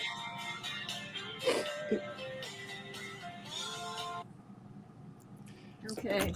Well, I think we got a short clip there, but anyhow, so if you want to hear Mark, guess what? You're going to have to come to the concert. And hey, for the record, Donna, you can hear Mark anywhere you consume music: Spotify, Apple, YouTube. We're everywhere. We you know, our music is available on every platform that music could ever be available on. So I post books on True Social. I post them everywhere. Just enjoy. Can I put in a request? Yep. Can you do like a Brandenburg tape or something like that, where you just sit there and play guitar? Yes. Nothing else. That's what I'm going to request. I'm going to request a Brandenburg version of Mackay music, which is just raw talent Mark playing. I got you. That would be cool, Boo. Yeah. Well, it'll be exciting to see you guys on Friday. I hope everybody comes out and enjoys the show and gets to meet Earlina and gets to hang out with Donna and witness the guitar solo, and all's going to be good. That's good. What's your favorite cookies? Snickerdoodle. Okay, I'm on it. Does it impress you that I answered that so fast? Yes, that was great. That was fantastic. So that was a decisive answer. All right, you guys. Good seeing you both. Thank you, sir. And we will see you Saturday. Love you. Take care. Actually, Saturday might even be Friday, but anyhow, thanks, Mark. Love you. Oh, yeah, that's right. Yeah, we'll see you there. See you. All right. Bye-bye. Be there. Okay, so it's you and I, girlfriend. So what does it look like? So to run as a campaign, now I've done this before, so going in and not knowing anything and such. And so what are you doing currently to, we've got the concert this weekend. What other things that are you finding out in running that are challenges, just getting the word out there and such? Well, we're pretty new at it. We just started really, I think technically 3 weeks ago. And, if it wasn't for great friends, I'll tell you, it's been amazing. I've had neighbors that jumped on board, said, hey, we're going to door knock for you. We're going to get involved, put a calendar together and create events that you need to go to. And then it was just like, even when we got the call, we were in Wisconsin at the big rally for the RNC, and they were like, we really haven't had anybody step up, and we have, from what we know, we have one other person, and we think you might know her, and her name is Jessica Cohn. And I'm like, oh my gosh, small world. We used to bank at Fifth Third, and at the same time, she was the branch manager in Caledonia, and worked with her for 15 years. So absolutely love her. And so I'm like, okay, you know what? I got to do this. I didn't know how the time in for everything, but you know what? The Lord's just opened up doors like crazy, and it's just been amazing. And so we have our website up, we have signs, we have our business cards, we're getting hats, t-shirts. It's crazy you do all this for just a school board, compared to what you did as a gubernatorial candidate. And it's it's crazy and it can be overwhelming, but you know, it's cool that I'm a little bit older, so they consider me the Nana Bear and Jessica's the Mama Bear, because her last daughter just graduated this past year actually. And so for me, it's kind of like, you know, I feel like I'm back at the school, you know, working with the PTO, helping out where I can, you know, whether it's sporting events or in the classes. And so it's kind of fun to come back full circle around to working with the kids, the parents, the staff, the amazing teachers. I was at a board meeting Monday night, and it was really cool. I'm really honored that it's Caledonia, because there was a tech teacher that's starting he'd gotten a grant. One of the teachers wrote a grant, and I didn't quite understand everything that they're doing, but they're implementing part of it this fall with mechanical and welding. And it just sounds like it's going to be an amazing thing. And that's really what I would like to get involved in, because my husband, and I was saying our husbands, because we're all self-employed and we love small businesses and we love to create trades. And I have a daughter who's a nurse, so that's great. You know, I have no problem. I love, you know, college for those that choose to need that in their career. But there's a lot of kids that do go on and they get into trades, or they get into jobs where would have really helped them a lot if they could have started in their junior or senior year in some kind of a trade that prepared them, whether it be engineering. I spoke with a gentleman a couple weeks ago. I went to the Taste of Caledonia, and there was a young man there, and I introduced myself and gave him a business card, and his dad was there, and he said he was from the community, and he had gone to the Kent Skills Center. And I said, how many get into that? And he said, well, you know, not too many, but, you know, he was one of the privileged few that did get in, and he's working in a job, and it's helped him out immensely. So that's kind of my desire, is to help young people be prepared. So you see my platform on my website. I mean, we are definitely we want to increase enrollment, but not only that, we want to really meet the needs of the community, to the students, to the parents, and to the teachers. We want to have them good relationships. So even though there's a lot of crazy things going on out there, we want to get involved and care about those things. But at the same time, you know, maybe hear the parents, hear the kids, and things that they want to do and care about. So I'm kind of really excited working with Tim Morris and John Brando and Jennifer Nichols. It's been a great start, and there's many more that are been involved.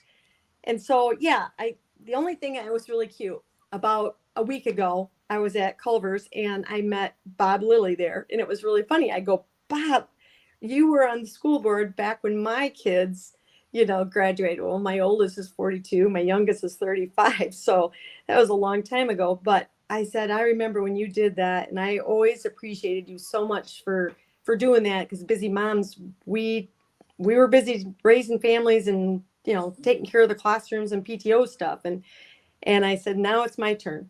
So I just thanked him, and I said, so if you get a chance, remember me, vote for me this fall. We'll see what we can get done together, because I'd love to tap in some of your expertise and knowledge and what you were involved in and what you guys cared about. So this is what's really amazing, and I would prefer somebody who is an authentic person than somebody who has the canned message. And I love just, you know, you being able to talk off the cuff like that. This is your first time on video, isn't it? Yep. And it is a very difficult thing. I've talked about my first time where General Flynn told me, come on, Donna, you got to do videos. And I was like, no, don't tell me that. And I stood in front of my horse, the one horse Napoleon.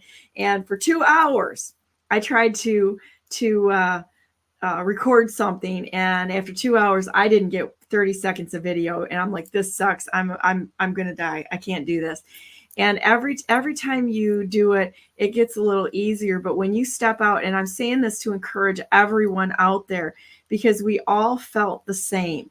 we saw something that needed to be done. And honestly, every single person out there should be running for something, because if we say we want to return this government back to we the people, that means that everyone's going to have to step up, because we're going to need people to fill those positions.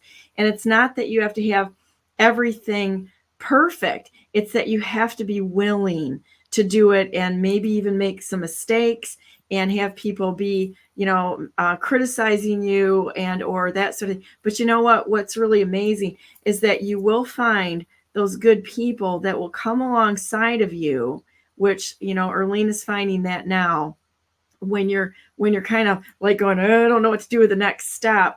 And then God provides the way, and he brings you buddies to go with you so that you are equipped. If God calls you to do anything, he will equip you to carry it to the end.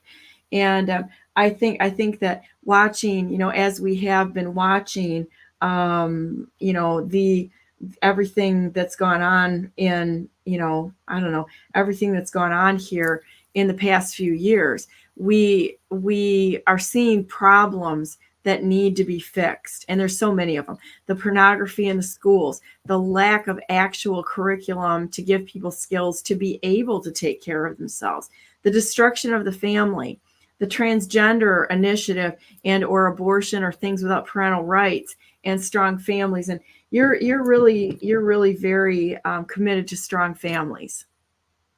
Yes, very much. And, as you talked about your horse, I have this, I don't know if you can see her, this sweet little dog. And you're right on, because that's what I do is, I just sit and go, man, girl, what are we getting ourselves into? But and practicing with her, I hadn't thought of doing that, but she's been at my side, and that's just really what it's about, is caring about my grandkids. My grandkids, I have 7 left that are at the school. Actually, it's just been a ball. One graduated last year, and he's off working in a local plumbing company here in Caledonia, and they're in an apprentice program for doing apprentice for plumbing. And I just sat there and I'm like, that's it. That's exactly what we're looking for. And even if they, we build more programs like that. Talking with my friend, I'm just so excited about what Romeo's been doing. They actually build a house from the beginning of the year to the end of the year. They put up a whole house. And that's an incredible trade program that has, you can't imagine. You got framers, you got drywallers, you got electrical, you got plumbing, you can't even imagine everything. And whether the design team, that comes up with the architect, I can't even imagine. But, that's not going to happen overnight. But think about what that could look like if we could get more trades. We know very well you own a business with pipeline, and I own a whole bunch of stuff. I'm like crazy. It's like I start one. It's sort of like, a collection of I don't know. It's like the I don't know, Grandma Connect collection of salt and pepper shakers. Only I collect businesses. So yeah. I'm gonna be able to do stuff. Well, and that was what was really kind of interesting. I started out. It was a little bit hard. This came up really quick, and we were trying to figure out, because of the campaign rules, how to fund it and how to do all this. And, it was like, can we take corporate, and we couldn't. We had to work through a PAC. Well, then I started realizing, you know what? Businesses are hit hard, as I found out the past few days in Caledonia, talking with these businesses. It was like so many of them really wanted to get involved and sponsor, but they're just hurting. One business said, and it's a chain, it's a franchise, and they said, we'd love to, but we're not profiting right now. So our corporate sponsors would never allow us to give right now towards a great concert and sponsor something like this, because we're just not profiting. And I thought, oh, this is so wrong.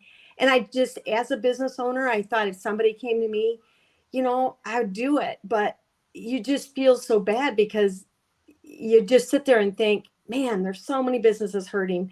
Let's just forget it. Let's just give back. And you know what? I'm just so honored that Mark had a spot and an opening, and we threw it together kind of in a matter of 2.5, 3 weeks. And we're just excited, to do a meet and greet. Of course, we'll do the parades. Those are always fun, Donna. We did those together, and get to meet more people and get in the community as sports starts up. School starts next Monday. So there'll be events starting up, and, I'll be able to meet people and introduce myself. But to be able to kind of start before school started and have a big concert like this right in the little heart of Caledonia, it's just a perfect place. The pavilion, we're going to do a 4 to 6 kind of a meet to greet. Just get to know people in the community, get to know different people that are helping me, and at the same time, just a little something there. And then we're going to go into a full concert with his whole band right next door, right there in the green space in the amphitheater in Caledonia. And it's so cool because it's like you just kind of giggle, because this guy has performed all over the United States, and you think of Red Rock and all these amazing places in New York, and here he goes on and he says, you know what, some of these little venues, you remember, Donna, when we went to Jackson, Michigan, and we saw him in I don't know, it was an ice skate. It was an ice house, and got to sit down and talk with Ted Nugent and Jeff Marshall's going to be there, and I love Jeff. He's another amazing musician. He played with the Alan Parsons Project and such, and so with Jeff Marshall there, and he and Mark play together and such, and so I mean, this will be a really, really nice concert for everyone, and it's really cool to have friends in high places that let's just say it that way, that are willing to jump in. But we need everyone to come and get involved if we want to change things on a local level. I mean, I am completely against the funding part of political campaigns and such, just because I watched and I was involved in such a fight with the governor's race, and it's just like, it shouldn't be that way, but it's the way we have to deal with it to get rid of it at this point to a certain degree, right? But I still don't think it's the best way to do it. I really think what is the best way is just sheer raw effort from individuals. Find out what assets you have and what you can do, and you just do it. Like, for me, BNN, to be able to do Brandenburg News Network, I'm working probably 10 hours a day on this sort of thing, because I have to do everything. I don't get paid a dime for this. And I try to help everybody out who's had their voices taken away from them. And in the process, it's been a great education for me. And I feel like it's such an honor to be able to talk with so many people. And every person I talk to we're educating each other. And I think that's the greatest thing. So what I usually tell people is, what's more valuable than you sending money to anything right now? I never asked for campaign donations, really. I was told I should, but I couldn't do it. And because I realized too, like you said, the businesses are hurting, people are hurting. Nobody has more than, because the government, we're at about an 85% tax rate right now. If you add everything up, everyone is hurting. But what you can do, whether you're struggling or not, you can jump into this and you can help Earlina by taking and saying, you know what, I am going to make a commitment to Earlina, to somebody who is just a regular average Joe person. Okay. Donna Brandenburg, just a regular average Joe person, really. And I'm going to make that commitment to her to come to her events and bring buddies with me, first off, and ask, what can I do to help you? And take maybe, this is like bonehead, silly, easy stuff. Try running a governor's campaign. That was difficult. Okay. But this is like bonehead, easy stuff that an everyday person can do, is commit and say, you know what I'm going to do? I'm going to spend 5 minutes, because I know every single one of you is on social media, and so I'm going to spend 5 minutes or 10 minutes every day texting people or putting it on my social media groups to support Earlina and get her name out in front of people. They are silencing us. They will not put it on the newspaper. They will not. If you've got an honest person, it is going to be censored, silenced, buried, deep sixed. People won't talk about it and such. and she needs your help. And so I would love to have everybody out there and give you a job. Say, bring your whole family to this concert this weekend, and then that's great. You came for the cookies, but then go talk to Earlina and ask her, what can I do to help you? That should be the first words out of your mouth. And so that we can help good candidates get in office. That really needs to happen. And she needs you to do this because, she never run for office before. I mean, she's been around with me and such, and taking care of things behind the scenes and such, but it's a whole different ball game when you are, you can't say the we part. It's the singular effort of Earlina Velting. And that's what we need to have happen is, this is where the I jumps in, because you got to have a leader that's willing to be the person out in front and takes that risk. And it's a difficult thing, but it's doable. It is. And, that's the thing. I mean, excuse me. As I, excuse me. You want to get a glass of water? No, I'm fine. Okay. It's just funny. I got mine right here. Excuse me. It's just the morning. I think the other hard thing is, we've done so many different things in our lives. And as a wife, 43 years, I was so blessed to be able to stay home for a lot of those years. But then later, as the kids got older, it was like going through the hard times in 2008. It was like we needed to get involved and do some different things and maybe get some good health care. And I had a friend who worked at Metro Health. And so when I jumped on at Metro Health, worked there for 14 years, and I worked more on the administration side. And I think, Donna, the big thing that I learned, and that's what helped me with doing this, is I learned that really we can do more than what we think we can. And I remember sometimes being put in some pretty, for me, I'd never been involved in medical. I'd never been in horrific situations where a woman was having a baby outside, and just different crazy situations of real life trauma, places, things that were happening in people's lives. And it was good for me to stretch myself and to see what a lot of people go through and what are living through. And it just really gave me a huge heart to care about people. So, and that was at a point when my kids were, going to college or going off in their careers, and I was an empty nester trying to figure out what I was meant to do. And so I did that for 14 and a half years, and just about 15 years, and then COVID hit, in 2020, and we were asked to, any of us want to take furlough, and I stepped out, and I thought, you know what, I'll take some time off. And I worked on a grant for my husband's business, and it was like I started doing some history of the community and how this community grew.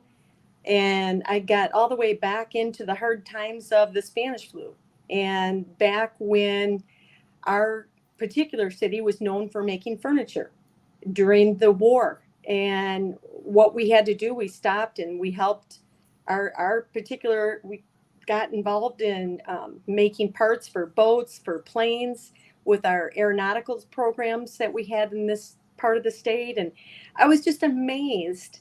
Under hard times and duress, that's where the true American patriot citizen comes and steps in. And so I'd had 5 weeks off from Metro, and they called us back. So I went back, and my coworker said, you know what, she's the same age as I was, she says, I'm gonna retire. She says, I really had just a great time with her grandkids, and her kids needed help from her. And the more I thought about having 5 weeks off, I thought, it was really nice being able to do my bookkeeping without being pressured with my work at Metro too. Even though I was part-time there, I was still full-time bookkeeper for my husband's business. And so I was like, you know what, it's time to step in and see what I can do to help Mark more. And we own Full Circle Recycle. So in July 2nd of 2020, I retired from Metro and decided it's time to get full-time a little bit more with the business and help my kids where I could. But more than anything, it was just to be available. And so that's kind of what I did. And getting involved in all the Patriots and what we were trying to do to open the state up. Excuse me, that's the business phone. Real life. It never stops for those of us that are in business. It's like the phones ring and you gotta take care of business. That's right. But it's funny because you do.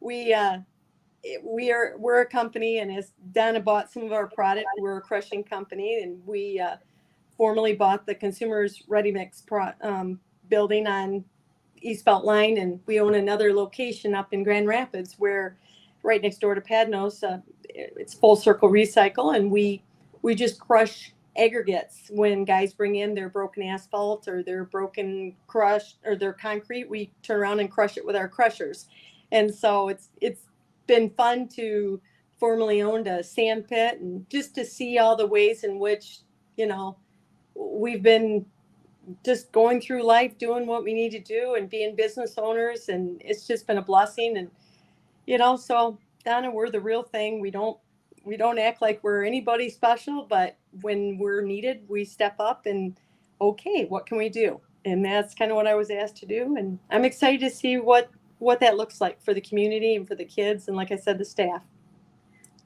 I think it's great, and all the variety of experiences that we all bring to the table is where the strength really is. The people that have been in politics or have been involved for a long time, they've turned this whole thing into an industry, and it's an industry that is self-perpetuating and for self-enrichment. We were talking about selfishness this morning, and I want to read something to you that I think is really interesting. We're going to start out with, I started out with, in case anybody, let's see if I lost my place here. Could be, I lost it. It's Philippians, here we go. Opened up to it, I didn't even have a bookmark in it, that's crazy. Do nothing from selfishness or empty conceit, Philippians 2:3. And selfishness is an obsession with self that excludes others, hurting everyone. It comes from the root word strife and contentious. So when we do things just because we love our country, our families, our communities and such, it's truly a selfless act of service, and not looking for anything in return. And I think that those of us who are here to serve God, we have a different way to look at the world. We're not looking at the next biggest toy we can have. We're looking at what's the next situation we can fix, and running right into the fire. So yeah, very, very, very interesting. I looked at your platform. Is there anything else specifically you want to talk about for Caledonia and the things that you really want to address? Well, it'll be interesting. You know, I've been kind of helping out a little bit in the last probably 4 months, because it was brought to our attention, one of the struggles. It was presented that the staff, now you got it. Yeah, well, my mom went in the hospital last night, and she was how's she doing? So I was up listening. If I'm tired, I'm going to be on a massive caffeine run today.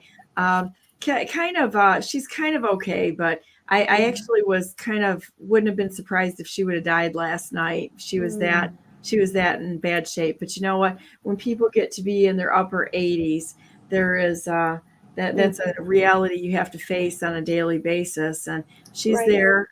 She's at the hospital right now, and we'll see how she does today. But life, as people of faith, life goes on, and knowing that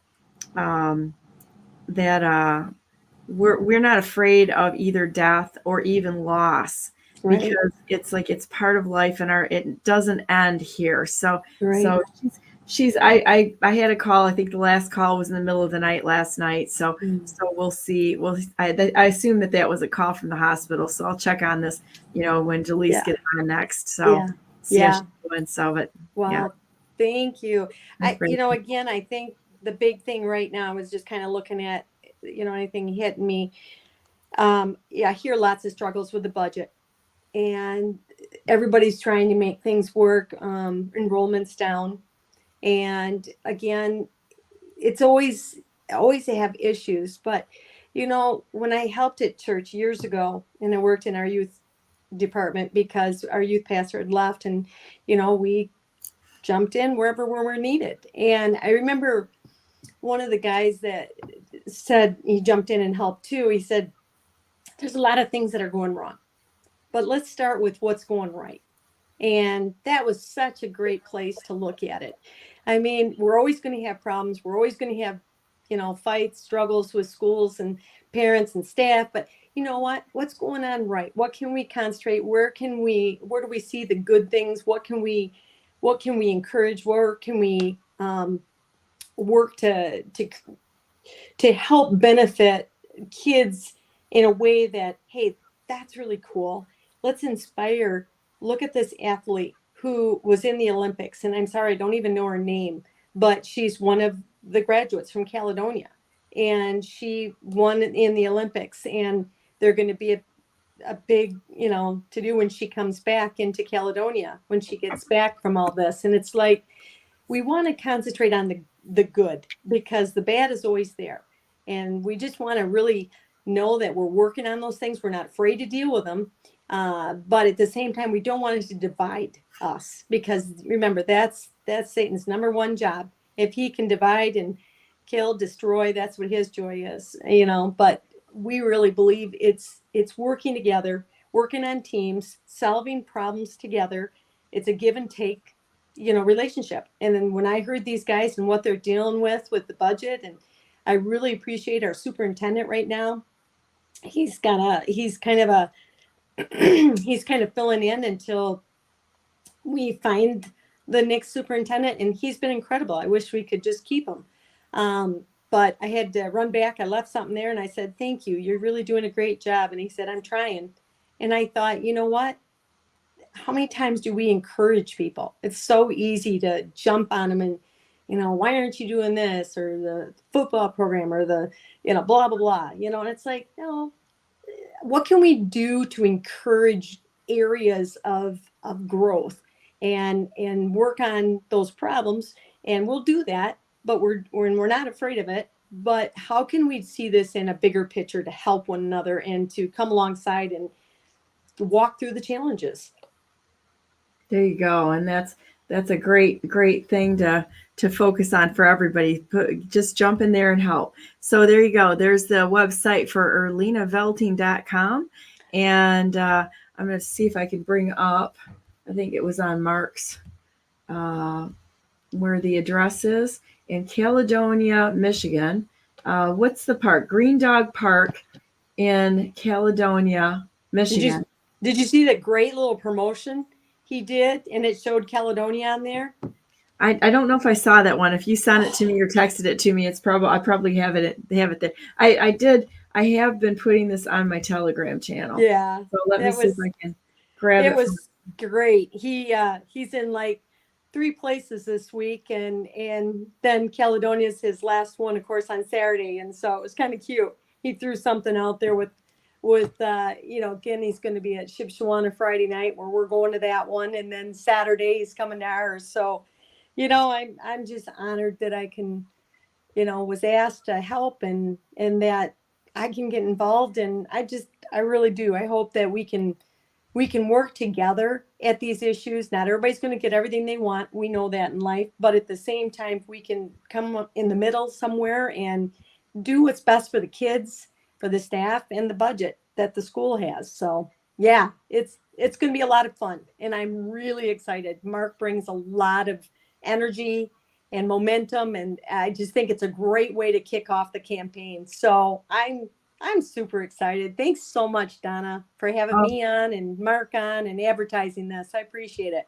Yeah, you're welcome. I mean, we're all standing together to fight for this nation, so we should be, we got to put our time, our treasure, and our sacred honor to fight for this nation. And I mean, that comes down to something that every single one of us can do. So I have this on my Telegram channel, and if anybody wants to find any information, it's there, or go to Earlina's website, or Mark Mackay, and Mackay is spelled Mackay. And so thanks for coming on today, Earlina. Of course, we'll be working for you to I can't give endorsements because I've made kind of a solemn vow to myself not to do that. But because I think it should be I think it should be illegal. I really do. But with that said, everybody can kind of figure it out without me saying anything on standing with people who I know personally and would do a really good job. So thanks for stepping forward. Appreciate you so much. And we're gonna take a quick break here a minute, and I'll be right on with Jalise Middleton, Christian Manley, and last one. Hang on a minute. I'll get it here in a second. We're bringing on 2 people a day. Don Hazard. That should be a chip shot. That was an easiest one for me to remember. So, but we're doing two people a day who are J6ers, letting them tell their story, talk about their legal struggles, on how I'm of the belief that every single person in office should actually be removed, just even for this issue alone. We can go down all the issues, but this issue alone, having political prisoners in the United States of America who are rotting in these gulags under the overlordship of foreigners. This isn't even being staffed by Americans anymore. This is how much the invasion and the coup of the United States of America has gotten to. And I don't know about you guys, but I'm sick of it. And we're not going to back down unwavering. We're going to stand with those people in America who have been truly harmed by what's going on. So thanks for being on, Earlina. We will see everybody on Saturday in Caledonia. And bring friends. Everybody brings friends. So, Thank you. Yeah, we'll be right back with the 3rd hour of Brandenburg News Network. All right.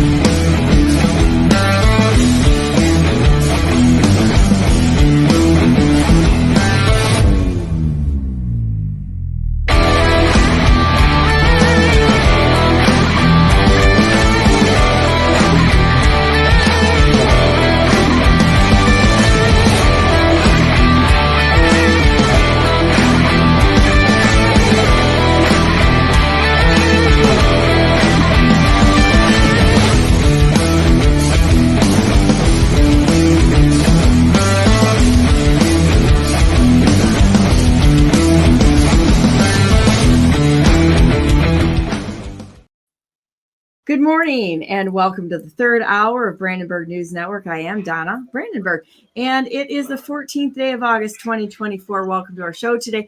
We have another installment of J6ers, political prisoners in America. And I want to bring on my guests this morning. We've got Jalise Middleton and Christian Manley, and I'm waiting for Don Hazard to come on. But right now we're going to start. How you guys doing? Doing good. Thank you for having me. Yeah. Hey, Christian. Hello. Well, it's a pleasure to have you guys on. This is actually, I'm really enjoying doing this. I think that to actually hear how bad people in our government have truly affected Americans and targeted you guys. This is amazing. And it's shocking, the stories that are being told of the nonsense going on inside the United States of America. It's disgusting. And I think every single person out there needs to understand that this is today you guys, tomorrow everybody. And we shouldn't do it because we want to save our own behinds. We should be behind this because if one of us is harmed, all of us have been attacked. So how you want to start this today, Jalise? I'm going to have to leave shortly, and I'm going to let you finish the show today. So I was supposed to be gone the last 2 days, and we had to cancel our trip. And everyone I know that was going to this event personally, and nobody talked about it too much, but everybody canceled the trip. I'm assuming that there was a large threat there. So I heard that from one group that's from the southwest of the United States, that there was a threat there, but we all ended up canceling. So I'm here yesterday, I'm here today, and we'll also be here tomorrow. But I do have to leave for a little while today, and you will be able to carry on, my friend.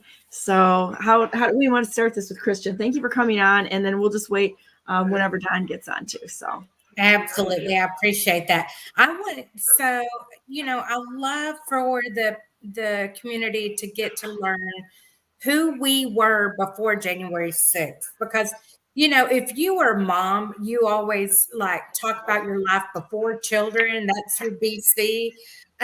For us J6ers, it was life before J6 because it's been permanently altered.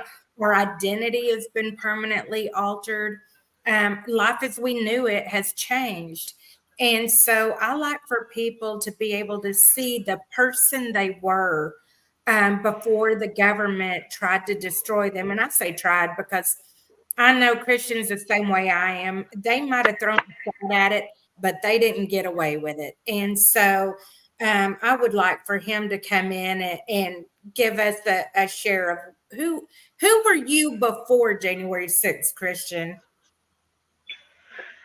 Hey, thanks for having me. I really appreciate it. God bless both of you. Before this, thank you. Yeah, I had joined at 18. I joined the U.S. Marine Corps. I was in the infantry. Spent 2.5 years doing infantry training and deployed with the USS New York to the Middle East. And then after that, was in chemical biological incident response force for the rest of the time I was in. And then following the Marine Corps contract, I was a federal contractor working with unexploded ordnance all over the continent. And really 9 months after the J6 incident is when I got arrested. And I was actually in Alaska doing UXO work on the Aleutian Islands. And that is when I got arrested, was during all that. And then the Con Air travel from there to Las Vegas to Oklahoma to Virginia to DC and then Mississippi was terrible because imagine taking a plane in shackles just like this it was a good 1.5 years of travel. And just before all of this, I was always just a simple guy, just wanted to always helping the lady across the street, and I still am. But really, this whole prison experience just made me better. It made me realize what was important in life. I got a lot closer to God, and then I was able to read, probably hundreds of books in the last 3 years that I was in. So really, I regret some things I did that day, but I don't regret this entire incident. I don't regret being there. I don't regret making my voice heard because it has made me 100,000% better. So I just, glory to God, really. That is amazing. So did I understand right? You were serving in the military when they came after you? No, ma'am, that was post. In 2018, I was discharged from the military, and I was actually doing the federal contracting under the Army Corps of Engineers. It's civilian contracting. I get it. Okay. Wow. In 3 years. Yes, yes, 2 years, 9 months exactly, but we'll call it 3 years because every day seems like a year in there. So. Yes, absolutely. That is unbelievable. And so you're the type of person that loved your country enough to go into the military and serve and even go all over the country, all over the world for your career, for all that you've done. And they come and get you and then left you shackled while you traveled. Did I understand that too? While they flew you back?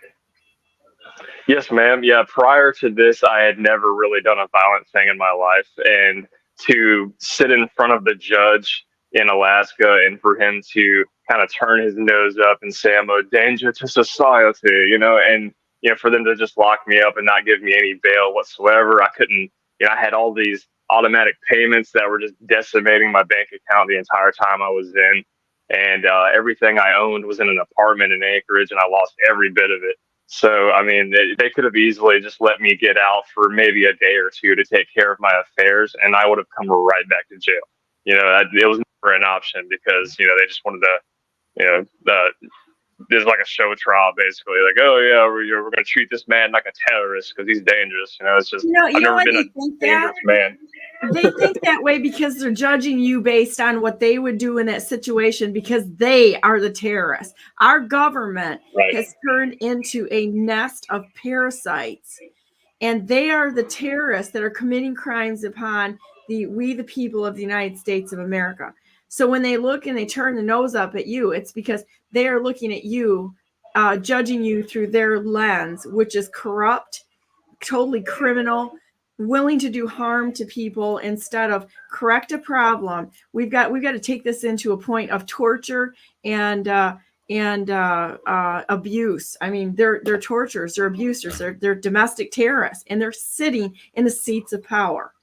Unbelievable. I hear nothing I disagree with right now, and I took an oath specifically to defend this country against all enemies, foreign and domestic. And it just so happens that our biggest domestic enemy is our own government. So everybody needs to be standing up. Absolutely, 100%.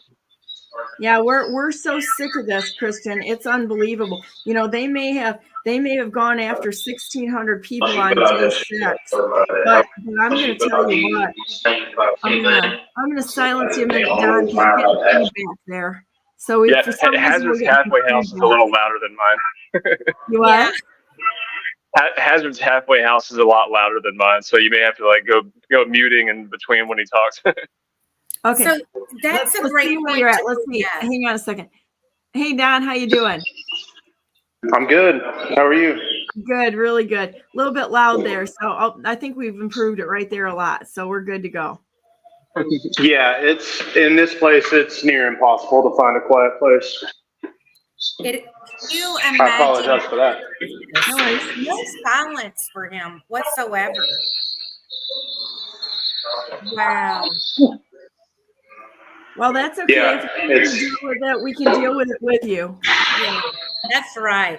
They're doing that for the freedom of our country, fighting for it and standing up for it. And you know, I think it's so important. I love, honestly, Don, that it's showing what you're having to live in right now. As if it wasn't enough to torture you guys in prison, they then throw you in a halfway house that was supposed to be better for good time served, that you get to go to a halfway house, and they torture you even worse there. So I know from what I have heard, y'all fill me in how it looks for y'all. How much have they tied your hands to when you're trying to get up on your feet there, which is what a halfway house is supposed to be for? We'll start with you, Don. Really, I mean, it's big time. They make it to where like the only jobs that you can go for are stationary jobs. So you have to go to like a set address, like a certain building, the same hours all the time that can't change without giving these people notice. My felony doesn't even show up on a background check, right? So, you know, if that didn't come up in conversation in an interview, I could conveniently kind of leave that out. You know what I mean? And but this place makes it a point to call these people and tell them, hey, do you know who you've hired? This guy, you know, this and that. So there's that. You know, no driving jobs are allowed whatsoever. No jobs like, if I could, I'd go get, you know, like a plumbing job or something like that, where I'd go from job site to job site or house to house or whatever. Can't do that. So, I mean, it really limits you as to what you can get. You know, it makes it tough for sure. Don, how long were you in prison? 10 months in prison, 18 months in different county jails. So, what, 28 months total? So the public may not know this, but that's usually even more torturous than federal prison, because those county jails are not, and I know because they put me in one, they're not designed to hold you long term. So they don't have a lot of the amenities. You're in a prison cell with nothing but a toilet and a sink. Is that right? Yeah, in some instances. I mean, some of them are kind of like dorms where, you know, you got just a huge room with a bunch of beds, which I hate that. I hate being around that many people, like forced to be around that many people. Yeah, my halfway house pretty much the same way too. And then you got single cells, you know, as well, or double cells or whatever. So Wow. So in these cells, is this a shared bathroom where you have no privacy for the bathroom or anything? In prison, no, it was a big community bathroom. I've seen county jails where you have a bathroom in your cell. I've seen county jails where you have a bathroom outside of your cell as well and inside. In this place, there's actually, here, I'll kind of show you. Okay, so right here, you got this door, okay? Here's the bathroom, and here's my door right here. So both of these doors share this bathroom. Gotcha. So you've got 16 guys housed between 2 rooms that share one bathroom. Okay. Wow. So much for emergencies, right? So, John, who were you? Yeah, it's not, you know.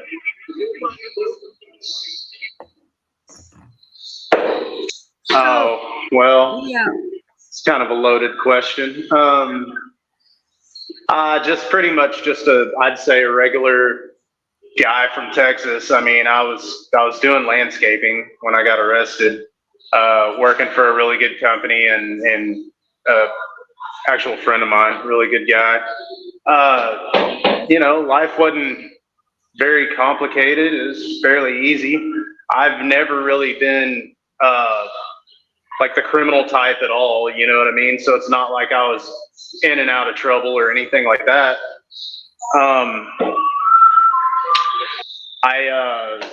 I was kind of a political activist, I'd say. I was involved with a group, and we pretty much went to different rallies and whatnot in Texas, conservative rallies, and kind of provided security. It's kind of our gig. So, now, you know, life wasn't bad. I hate to do this, guys, but I've got to bow out a minute.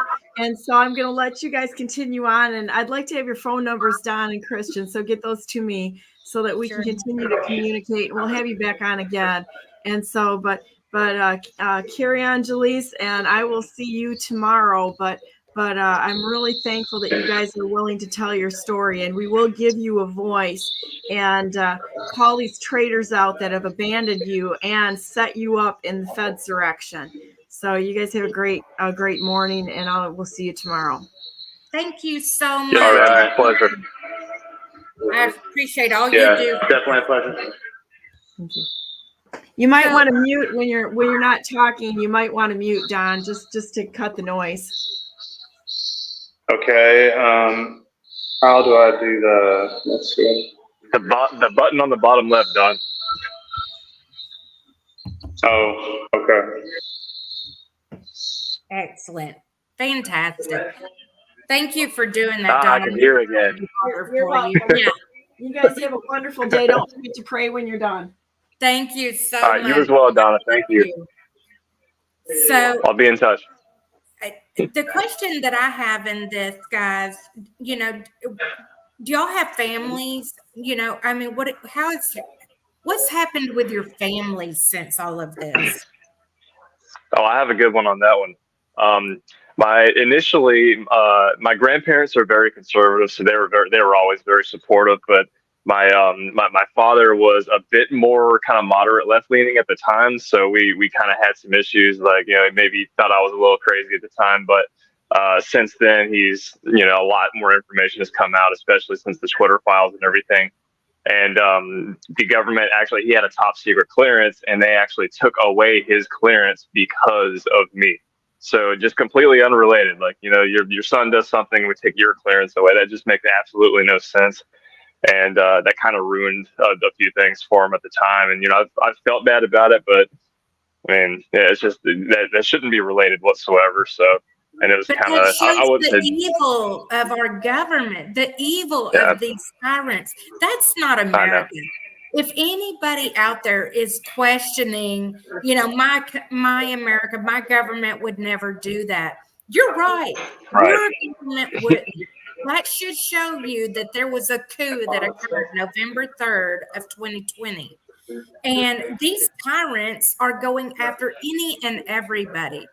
I personally have heard stories right now in prison. There's a grandmother, 72 years old, that was protesting an abortion clinic, now has 2 years in prison with all kinds of health problems.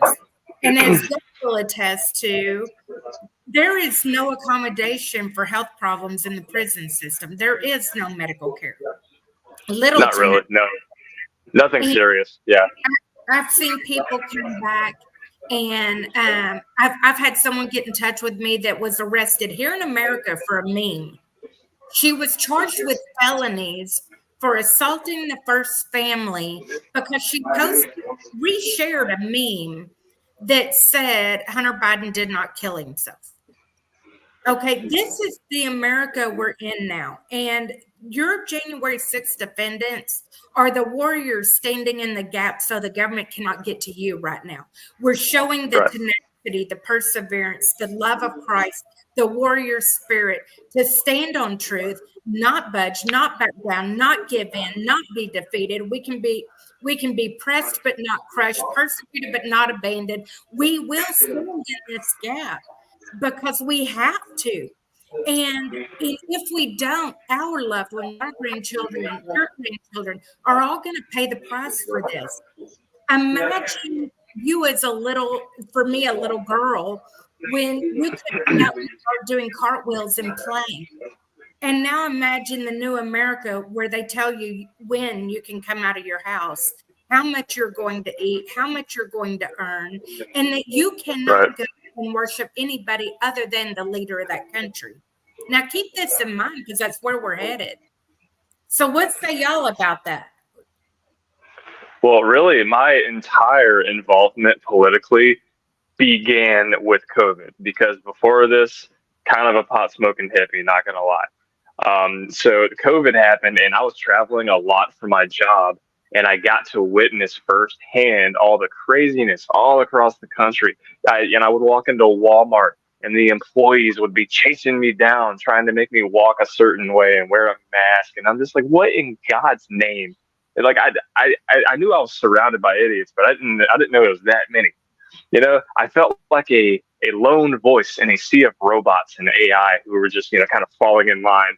And that's what really enraged me enough to start getting involved and paying attention.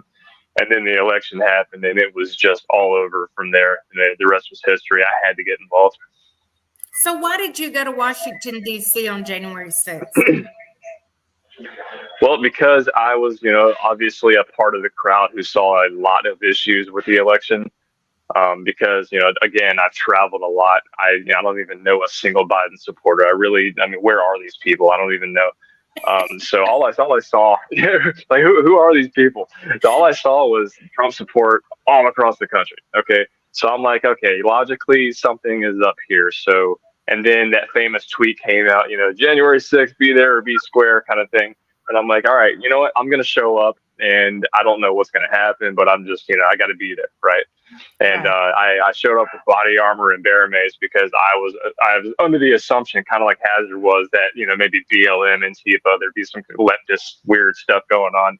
So I wanted to be able to protect people. What we didn't expect was the Capitol Police to start, hitting us and throwing flashbangs and bear mace. And, there was a man, as far as I know, there was a man who died because of a flashbang. He had a pacemaker, I believe. It's just crazy stuff. I even witnessed Suzanne Boyle's murder on the steps. I was like 30 feet away, and there were too many people between us to do anything about it. But I saw every second of that, and I still haven't fully processed that. Who was that again? Sorry. Lala Morris, I believe she was a Capitol Police officer. She might have been Metro PD. Did you see? Is that the woman? Boylan? Yeah, the officer that was beating Suzanne Boylan. Yeah, I saw every second of that. Okay, her name was Roseanne Boylan, but yes. So you did Oh, Roseanne. My apologies. Okay, Roseanne. Yeah, I've taken so much information the last month since I got out that it's all just kind of bouncing around. So I apologize for that. No worry at all. That's amazing. Sure. So you were in the Upper West Tunnel. I was, yes, ma'am. Okay. And did you follow the crowd up there? How did you end up there? I did, yeah. So after Trump's, famous peacefully and patriotically speech, at that point it was, hey, march to the Capitol. We're going to make our voices heard.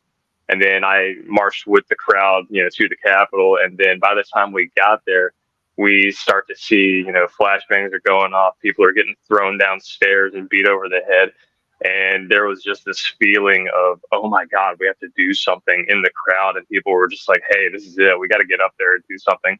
And the mob mentality kind of took over, and we just kind of rushed up there and like, hey, what's going on here?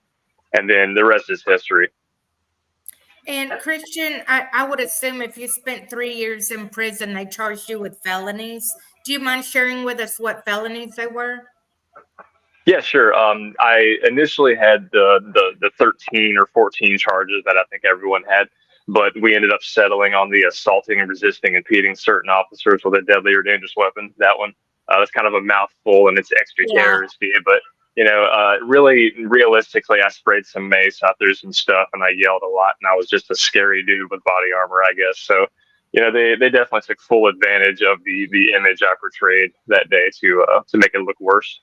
Exactly, which is what they did with all of us. Right. Police officers beat the crud out of me and Mark in prayer, and the minute we try to protect ourselves and right. get them away from us, and we're the bad guys. So I totally get it. What about you, Don? Where were you that day, and what brought you there?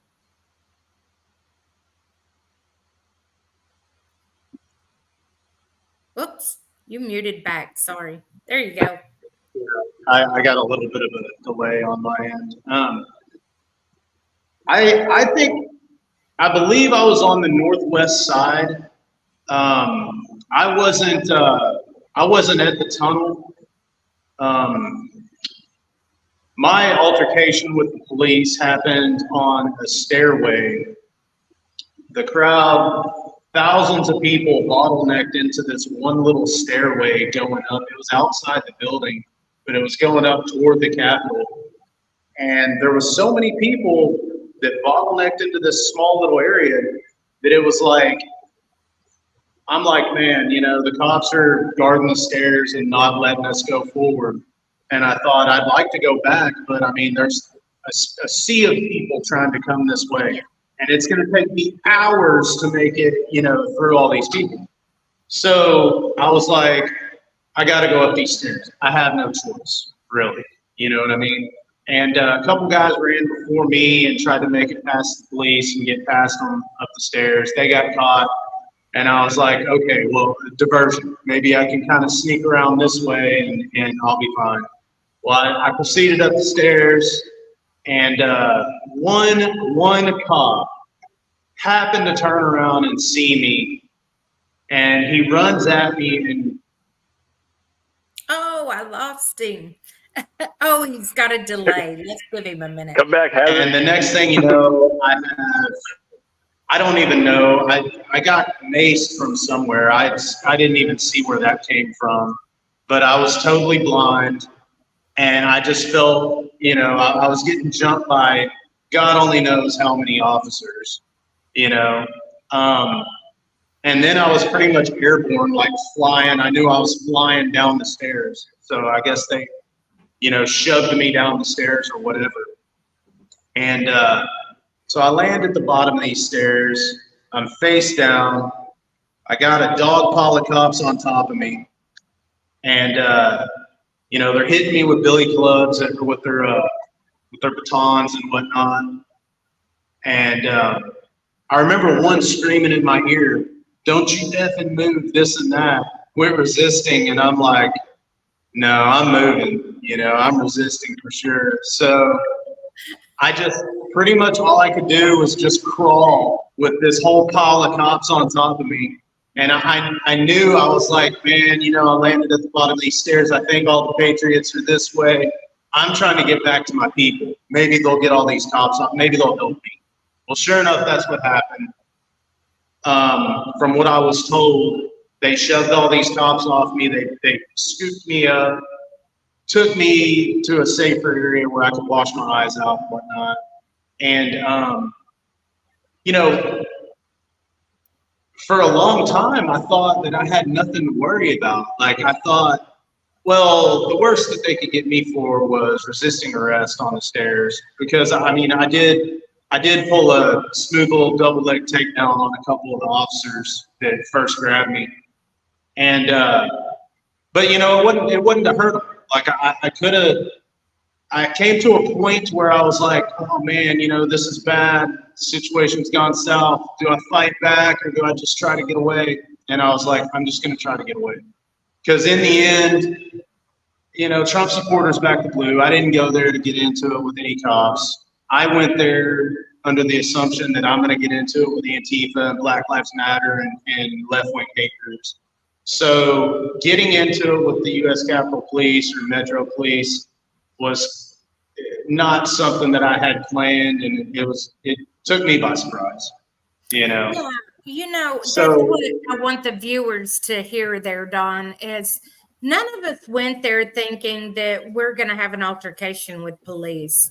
You know, we had concerns about Antifa, we had concerns about BLM, and, you know, they made a big deal of that in my trial that we bought pepper spray to take with us. It was in a text message. And it's like, and they asked me if we had it that day. We said, well, no, we didn't think we had to worry about the police attacking us. We were worried about Antifa. So I took it the night before when we went out to the rallies because that's what we had been told. And, you know, here these police were, and, you know, I don't want to make out like all of them were bad, but for whatever went on that day and whatever they were told to do, they decided that they were going to initiate and instigate a lot of trouble. And that's exactly what occurred.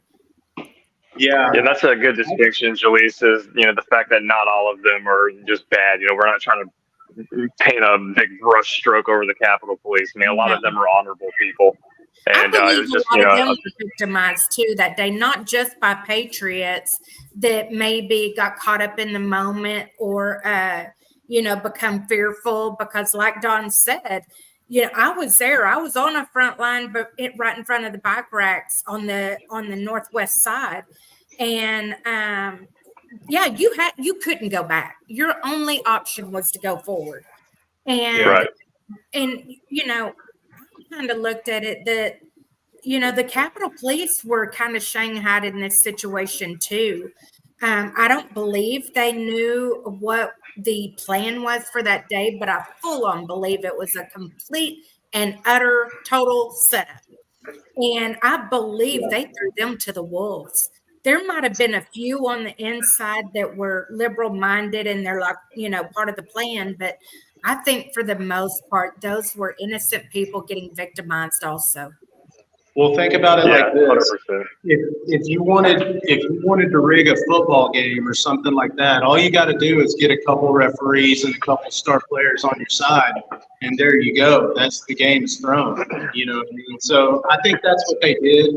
You know, some of the upper echelon or their bosses, their bigwigs, were definitely in on it. Yes. But the average officer, I think, was definitely thrown to the wolves. I mean, you could see it on their face. You know, they were like, they looked a lot like we did in a way. Like we're all forced together to do this thing, and everyone's like, "What in the world is going on?" You know, you could see the fear in some of their faces when we had our altercation with the police. You know, I could see fear in his eyes, and I walked away from that. People asked me, "What?" You know, if they attacked you, why didn't you file charges? And I'm like, you know what? I looked at it like they had 2 million people standing on the other side of that fence. And that had to be scary to them. And I felt, you know, he overreacted, freaked out for whatever reason. I really didn't know why. I made justification for him. And I'm like, you know, he had a moment. I lived through it. I've never been to a protest. You know, it is what it is. We're fine, and it'll be fine. And now I look back and I'm like, how ironic that the mercy I showed you, you don't show me. And the Bible gives a very scenario of that situation where the king forgave, basically a pauper's debt. And then he turned around and demanded the debt from someone else. And I thought, he speaks directly to that. You're going to have to hold an account for that. And so I literally just walk by faith. I trust the Lord is carrying me through this. And I know it's got to be somewhat of that for y'all. I don't know, where y'all range in your walk and growth. Christian, you've hinted to yours that this has changed your life and your heart. I'm excited to hear that. I believe we are going to be part of the great awakening that the scriptures talk about, all because of the suffering we've endured, that so many of us will come to Christ, that will lead so many others to Christ. Because I'm telling you, I'm still waiting on sentencing, and there is no way that me and Mark could have carried this for 3.5 years with our sanity intact had it not been for the Holy Spirit. So it's a big deal for me, and I want to encourage others because of what a big deal it is for me. Yeah, imagine dealing with all of this with no faith whatsoever. I think you would easily lose your mind, because there have been multiple times where I wanted to give up and just go bleed out in the shower. I mean, me and Don actually met in Central Virginia, and we've known each other for quite a while now. And we've had some deep talks about, depression and everything. And him and I have kept each other going through all of this, and I really appreciate him for that. Oh, that's beautiful. I didn't realize that. I knew I met y'all about the same time, but I didn't put 2 and 2 together. So y'all were in prison together. Yes, for an entire year. Oh my God. I appreciate you too. I got to tell y'all, that's why American Patriot Relief started that hotline. It's not a suicide hotline, but it's just where you can call and know someone's going to answer. It's manned 24/7. And it's just to talk, because I've even mentioned on this show, if a J6er claims that they have never even considered suicide, they're lying. Straight up, I'm going to call them a liar, because I don't know where your walk is at. The only way to be 100% free from this ever again is by suicide. And that is horrible, because the truth is we don't need to be 100% free from it. His grace is sufficient. All we need is his mercy and his mighty strength to walk through it. And the battle's been won. He is going to bring us through this. He's going to empower us and equip us to get through it. We're going to be better on the other side for it. We know we've won. And in the meantime, this is what makes me laugh, y'all. What he meant for what the government meant for evil, God intends for good. And so now we each have a story and a platform. We were a bunch of nobodies walking around out there minding our own business, happy with our little mediocre job and our little peanuts they throw to us for our job while they tax the crap out of us. And we were happy if we could just get a house and a car and do our job. And now we're mighty warriors with a story and a platform that the world wants to hear from us. And we can speak life into the world and show them what true living looks like. And it's all because of them thinking that they were going to hold us back. But you can't hold a good man down. And that's a thought I was having this morning. Yeah, is how backwards God is about things like this. Like my power is made perfect in your weakness. I'm going to take the wise man and make him dumb. That kind of thing. I mean, that's all completely what's happening with this entire incident. It really is, and I know y'all have done like me, just as much as you might have had the question about, do I want to live through this or not? You also had the question of, why me? Of all the mighty people he could have chose, he picked this jacked up, crazy, radical, insane woman. Right. He chose y'all, Sure. and it's like we're just screw ups. How do we end up here? Well, and that's something I heard on a podcast yesterday was, the saints aren't the people who were born perfect and the people who never made a mistake. The saints are the well-known screw-ups, the people that know that they don't deserve God's grace whatsoever. Those are the people that really light a fire under their butt and get it done. And Hazard, I don't want to speak over you or anything. You can, if y'all give me the option, I'll speak the whole time. So you go ahead and give us something. Fill us in, Don. So now you're in this horrific halfway house. When are you due to come out, and are you getting on your feet even though they're oppressing you? Don't forget you're muted. Try to unmute your line there. Okay, there we go. Is my audio coming across better? Yeah, it's beautiful. It's perfect. Okay, I did away with the Bluetooth headphones. So anyway, by my calculations, I'm still getting FSA time while I'm here. And so by my calculations, I'm out of here in January or February.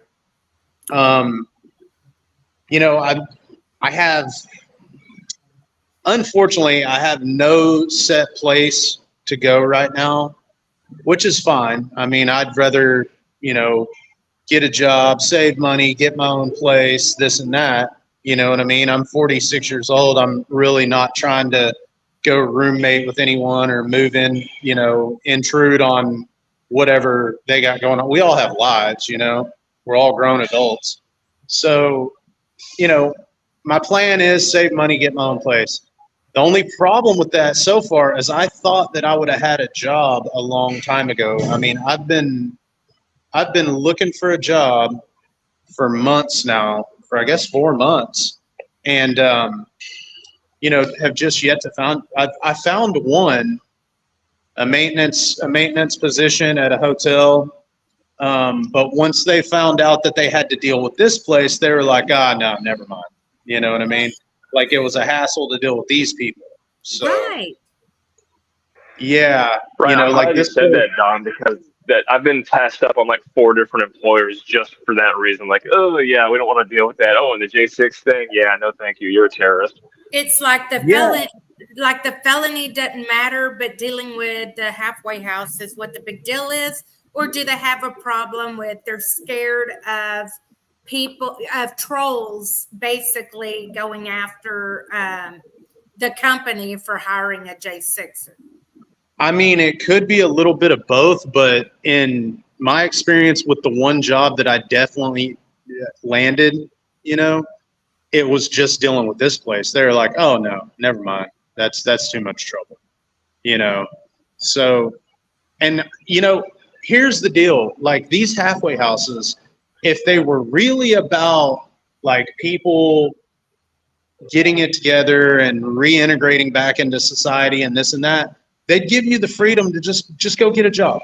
You know what I mean? Right. Just go do what's right. You're a grown man. Go do it. Make it happen. But they don't. They micromanage the heck out of you, and they make it very difficult. They make it as difficult as they can for you to go find a job. And my take on that is, this place is ran by the BOP, okay? The BOP makes money off you while you're in prison, and they make money off you while you're in a halfway house. And then possibly while you're out on probation. I'm not exactly sure who runs supervised release or probation. But I think the third deal is they want to make it difficult on you so that you come from prison to here, go back to prison, go back to here, and they want to keep it that yo-yo effect and that revolving door. You know what I mean? Yep. 100%. And that way they continue to make money off you. If they made it easy, like if they just said, look, here you go. You got a free pass. You can be gone all day long, be back by 9 p.m. tonight or whatever. Go get whatever job you need to get. It'd be so easy. Now, Don, let me ask you this. When you're in the halfway house, are they pressuring you to get a job and then withholding the ability to get the job? Christian, yes. Oh yeah. Yeah, I mean, somewhat they are. Really, what this place pressures you to do is they want you to find a place to go so that they can kick you out of here, have you on home confinement where they're still making money off you, but put someone in your bed so that they're making money off that guy as well. You know, Wow. and one, It's a business. yeah, and once That's all it is. they even threatened to send one guy that I know here, they threatened to send him back to prison if he couldn't find somewhere to go. And he ended up winning that argument, but they tried to bluff him and say, look, you find a place to go or we're going to have to send you back. So That is ridiculous. So you're in the halfway house because that's where they said you had to be. That's why you.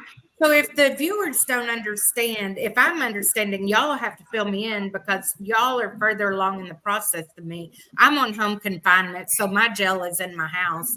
But if I'm understanding correctly, you participated in a program of some sort to keep yourself busy and to work your way out of the BOP, the Bureau of Prisons, for the viewers sooner, so that you could get to a halfway house. Is that correct? yeah, Point, I got my GED and I maintained having a job pretty much the whole time I was in prison. That along with very low recidivism points. I was able to get First Step Back time, which is why I'm here. And I actually went homeless on my halfway house. I told them, I said, I'm homeless. I have nowhere to go, which is why I ended up here in the Northeast rather than down in Texas. Right. Okay. So. Yeah, and and I can speak on that too. Go ahead, Christian. Okay, yeah, and basically they like we're talking about now. They set us up for failure. I believe at the lower level, these people aren't aware that they're propagating this crap, but at the higher level, it's okay. This is a business, so let's set all these rules and regulate. Like there's rules for like breathing too much or something. It's stupid crap all the time. And there was a BOP inspector here not a week ago. And I attempted to explain all of this in the most intelligent, most well-spoken way possible. And the look he gave me was a look of arrogance and impatience. And he basically was like, I'm just here to make sure they feed you, man, whatever. And he just left. I mean, I was blown away by that. I mean, they could absolutely have us. We're not even allowed to have computers. I could be in here taking college courses. I mean, we could be doing so much more. And that's the basic complaint of everybody else here. That is so ridiculous to me. And, I remember talking to a J6er in the prison system that made a similar comment that when he was making a complaint that he was having some serious health problems, they refused him medical care and told him, my only job is to make sure that your chest is going up and down. And as long as that's happening, I don't want to hear from you. And right. That's exactly the sentiment. Yeah. Wow. And it's like, we were talking yesterday about punishment in the process. And that really speaks to that. Like, aren't you being punished enough that you went to prison? Do they really have to deny you healthy food? Do they have to deny you clean food? Do they have to deny you clean toileting? Do they have to send you to a halfway house and keep you your hands cuffed, basically, and being able to provide for yourself? They do all these things, and that's yet more punishment. And then to belittle you to less than human. But listen, I would be saying the same statement to a rapist and a murderer, to a pedophile. I don't know where the viewers stand, but me, I know that every single person was a creation of my Lord Jesus Christ. And he says that I wish that not one would perish. And therefore, I don't have the right to try to beat them down or make them subhuman. As long as they're breathing air, there is a level of respect that needs to be portrayed to that individual. And we're not here to judge one another. We've all sinned and fallen short of the glory of God. And so it's a devastating thing to me when I hear them treat you subhuman. Because their only job, your punishment for doing nothing wrong, in my opinion, straight up, I don't even need to know your story because they violated your constitutional rights. So right there, you're in the right. Okay. But the punishment should be the fact you're in prison away from family, not that they find new ways to empty a can of spray on you in a prison cell or give you food with Windex all over it or whatever they're doing. Right. And you guys are trying to get back up on your feet. That's what a halfway house is. Right. And it does say in the Bible, it's not our place to judge, so I try not to. This whole experience has made me believe that if you're going to house people, you need to be held to a certain standard of housing them. And if you're not going to uphold that standard, then you just shouldn't be housing people and incarcerating them. I mean, this is America. If you're going to house them right. Yes. Like this place, one of my biggest complaints about this place, the food is trash, right? No nutrition in this food whatsoever. I'm pretty sure most of the meat is soy or something like that, which is terrible for a guy. Yes. The nutrition is just non-existent. We're typically allowed one tray, tiny portions, and here's the difference between this place and prison. At least in prison, we were allowed to have commissary. We could stockpile food. You know what I mean? So you could try to make up for the fact that their food sucked. Here, you can't do that. There's no commissary. You can't have any food or drinks in the back in your locker. And you're not allowed to, and here's another difference between this place and prison. In prison, they have protein powder. They have at least multivitamins and some little supplements that you can buy. You can have none of that here. So it's like they're not going to give you the nutrition that you have to have, and they're not going to let you do it on your own. So, I mean, to me, it's like, yeah. That is worse than prison. Like you literally worked your way out to better yourself, to get out, earlier into a halfway house, and then they torture you worse than you were in the prison system.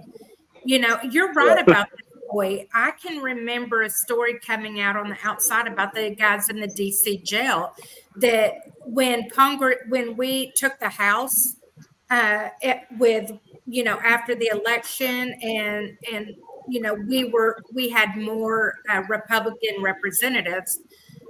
I think they were fearful that they would come in and release the guys out of the DC jail because they did have the authority to do that, by the way, and didn't do it. So yes, your Republicans are flirty as your Democrats, but because they were afraid of it, they moved them all over to, I believe, Lewisburg or Northern Neck. I can't remember. They moved them all over there to keep them from getting released out of prison. And a lot of the supporters stood to watch the guys come out of the prison into the bus, to be transported, and said they could barely recognize them. They were white as a sheet. They had formed breasts from much soy. They were malnourished. They even had a bloat look to them because they had no fruit, no vegetables. I actually had gained probably a good 50 pounds just in that county jail in Central Virginia. And thankfully, I've been able to lose every bit of that just from eating right. But it was, some of the food in these jails, the weight gain is probably the biggest number one issue, is just because it's so terrible, full of carbs, and it's just absolute trash. Yeah. It makes when I got arrested, I weighed 181, which is light for me. But in Virginia, I went up to 243 pounds, and now I'm at 200. Last I weighed. So your weight. Was a big man. Yeah, you must be tall, Don. How tall are you? 6 foot. Oh my goodness, no wonder. I'm 5'3". I'm like, oh my gosh. I can beat up a 6'4" cop. That's what they said. Wow. Yeah. Oh my gosh, guys. I hate this for you, and I hope the people watching can look at y'all and see the human behind this facade, this narrative that they paint about you. And for Right. any out there that owns companies and they want to stand in the gap and help these guys to continue to fight for our Constitution, hire them. Get in touch with me. You can go to AmericanPatriotRelief.org, hit the contact us, and tell us who you are, where you're at, and we will find J6ers that are needing employment in your area or willing to relocate. And I can tell you, I've met hundreds of January 6 defendants, and every one of them have similar stories. They're heroes. They love our country, they love family, they love God, and they just want to live their life. They want to do the right thing. They like working hard. And now they're especially inspired because they've been held captive all this time. They're ready to breathe fresh air. They're ready to get the job done. And I was very Chopping at the bit. I got fired from my job right away too. And I went right back in my field 2 months later because a Marine got in touch with me and said, I'm starting a home health in your area. I want you. And I said, no, trust me, you don't want me, And he said, no, I know you're safe. I'm coming after you and I'm not backing off until you come to work for me. And that's what I did. So I know they're out there and I'm going to be listening close for that. God is put on the hearts of those that are called. And so I'm going to be looking for those emails through American Patriot Relief. Do either of y'all have a Give, Sing, Go? I do, yes. He does too. I set him up the other day. Okay, can you tell us how to get to that? Yeah, mine is givesingo.com/Christian Manley, MANLEY. Really simple, really easy to get to. I appreciate anything. Absolutely. And what about you, Don? Mine is, I sent you a link to it. That it's actually the official page or whatever. It's a long address. It reads like, I don't know, HTTPS, blah blah blah. You might be able to just type my name in, my name and Give, Sing, Go and go to it. I'm not really sure. I should have checked on that. Okay, I will try to get those up in the show notes and on APR Twitter page. APR_foundation is where you can find American Patriot Relief. I ask that y'all help these guys out because Lord knows the Bureau of Prisons is not going to let them get on their feet before they get out. That means that they get, like Don has mentioned, he's going to go into a homeless situation. And this is a good opportunity to share with the viewers a little bit more what the government is doing. Up in DC, as a January 6th defendant, part of your pretrial release is that they tell you you cannot go into DC unless you're called there for your hearings or trial. You're not allowed in DC. But then, if you're homeless when they go to release you out of the prison, they make you report to DC probation and they won't let you leave DC. Now, what that means for a January 6th defendant is that is a community of 97% Democrat. These are Biden supporters. They hate January 6th defendants. They feel like they bought the narrative that we come there to attack and destroy their city, which is a total lie, but they bought it. And now these are the people that live and work there. So they will not employ a J6er and they will not rent their properties to them.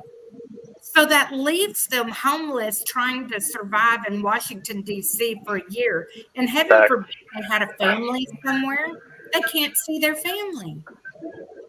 Right. Right. Yeah, it's absolute discrimination. And the first job interview I had when I got here would have been perfect if it weren't for all of that. I heard the hesitation in his voice when I mentioned it. He's like, okay, yeah, we'll call you. Like, oh, okay, I didn't get it. Got it.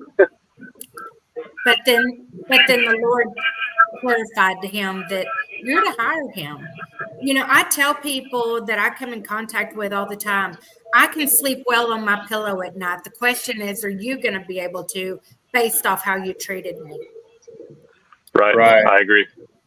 And that's what it boils down to. So, guys, I thank you for coming onto this show. My heart just hurts because we cannot do enough as Americans right now to help you guys. But AmericanPatriotRelief.org does hand out money as needed.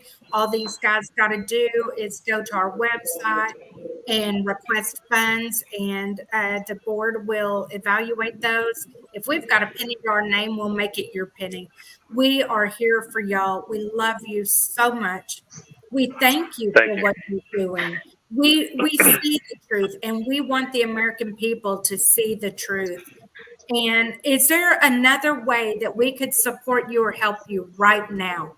Do you have anything that comes to mind that you need the American people to help you with right now? As for me, really, other than funding my fundraiser and helping me get into my own apartment and getting my life together, that's all I can really ask for. I also wanted to throw my Twitter handle up, or X, I guess, just in case anybody wanted to follow. It's manlyman95, so feel free. Love that. I love that handle. Good play. What about you, Don? I mean, I'd say pretty much the same. My biggest dilemma right now is all revolves around finances. So yeah, when I get out of here, I mean, like I said, I'm gonna do my best to make it happen. You know what I mean? But it's like I'm kind of backed against the wall as far as time. So Yeah, and up here in the Northeast, things are expensive. Rent's expensive up here. Very. So that is true. Do you have an intent of coming back to Texas at any time? Texas or Florida for sure. One of the two.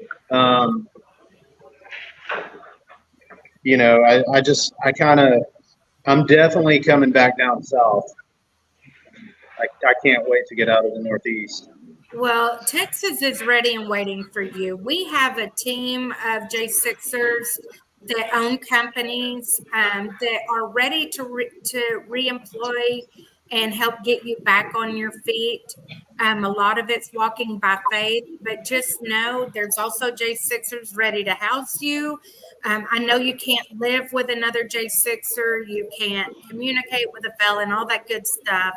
But just know that that Texas is actively working on keeping it as comfortable as they can for the January 6th defendants. So we love you guys very much. Would one of y'all be interested in closing in prayer? I can if you'd like. I would be honored. Normally I would do it, but I would be honored, Christian. Okay, sure. Yeah, I got a good one. All right. Are you ready? Yes. Okay. Father, let us be the vessel in which you are glorified. Let us remember what is important. We are all projections of your divinity. Lord, defeat our egos and help us look outward and remember what is important. We are here to grow, learn to love, and experience life in the most adverse circumstances in your name. We love you, you love us, and all is well in the universe. In your name, we persevere. Amen. Amen. Father God, I just want to lift these two men up to you, that you could keep your hand of protection over them, that you would rise them up in a mighty way to be the warriors in Jesus' name, to stand on truth, to be encouraged, and to be an encouragement to others. Father, I pray for this nation that they would have ears to hear what is going on, that we would humble ourselves and kneel before you and confess our sins and turn our eyes back toward you in your name's sake, so that we could be the nation that you called us to be, so that we could be strong again.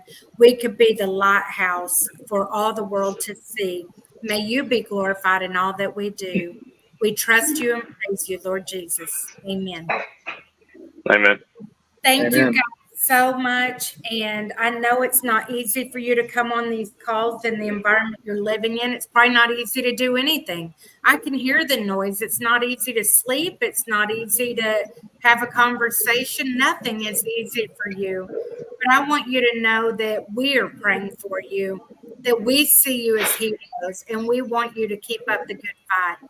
Don't forget that American Patriot Relief does have the hotline. I'm one of the call takers. It's 833-SAVED J6, SAVED J6. Call day or night. We've got people ready to talk, and they're not professionals. You're not calling a licensed counselor. You're calling a friend that's going to be there for you in that dark place. Okay. I love you That's guys. great. Thank you. Coming on the show. All right, love you too, Jalise. Have a great day. God bless. God bless you too. God bless. Thanks for having me on. Thanks, Don. Thank you for being on. I'll be Yes, ma'am. talking to you soon. Okay. Thank you. Have a blessed day. You too. All right. Bye.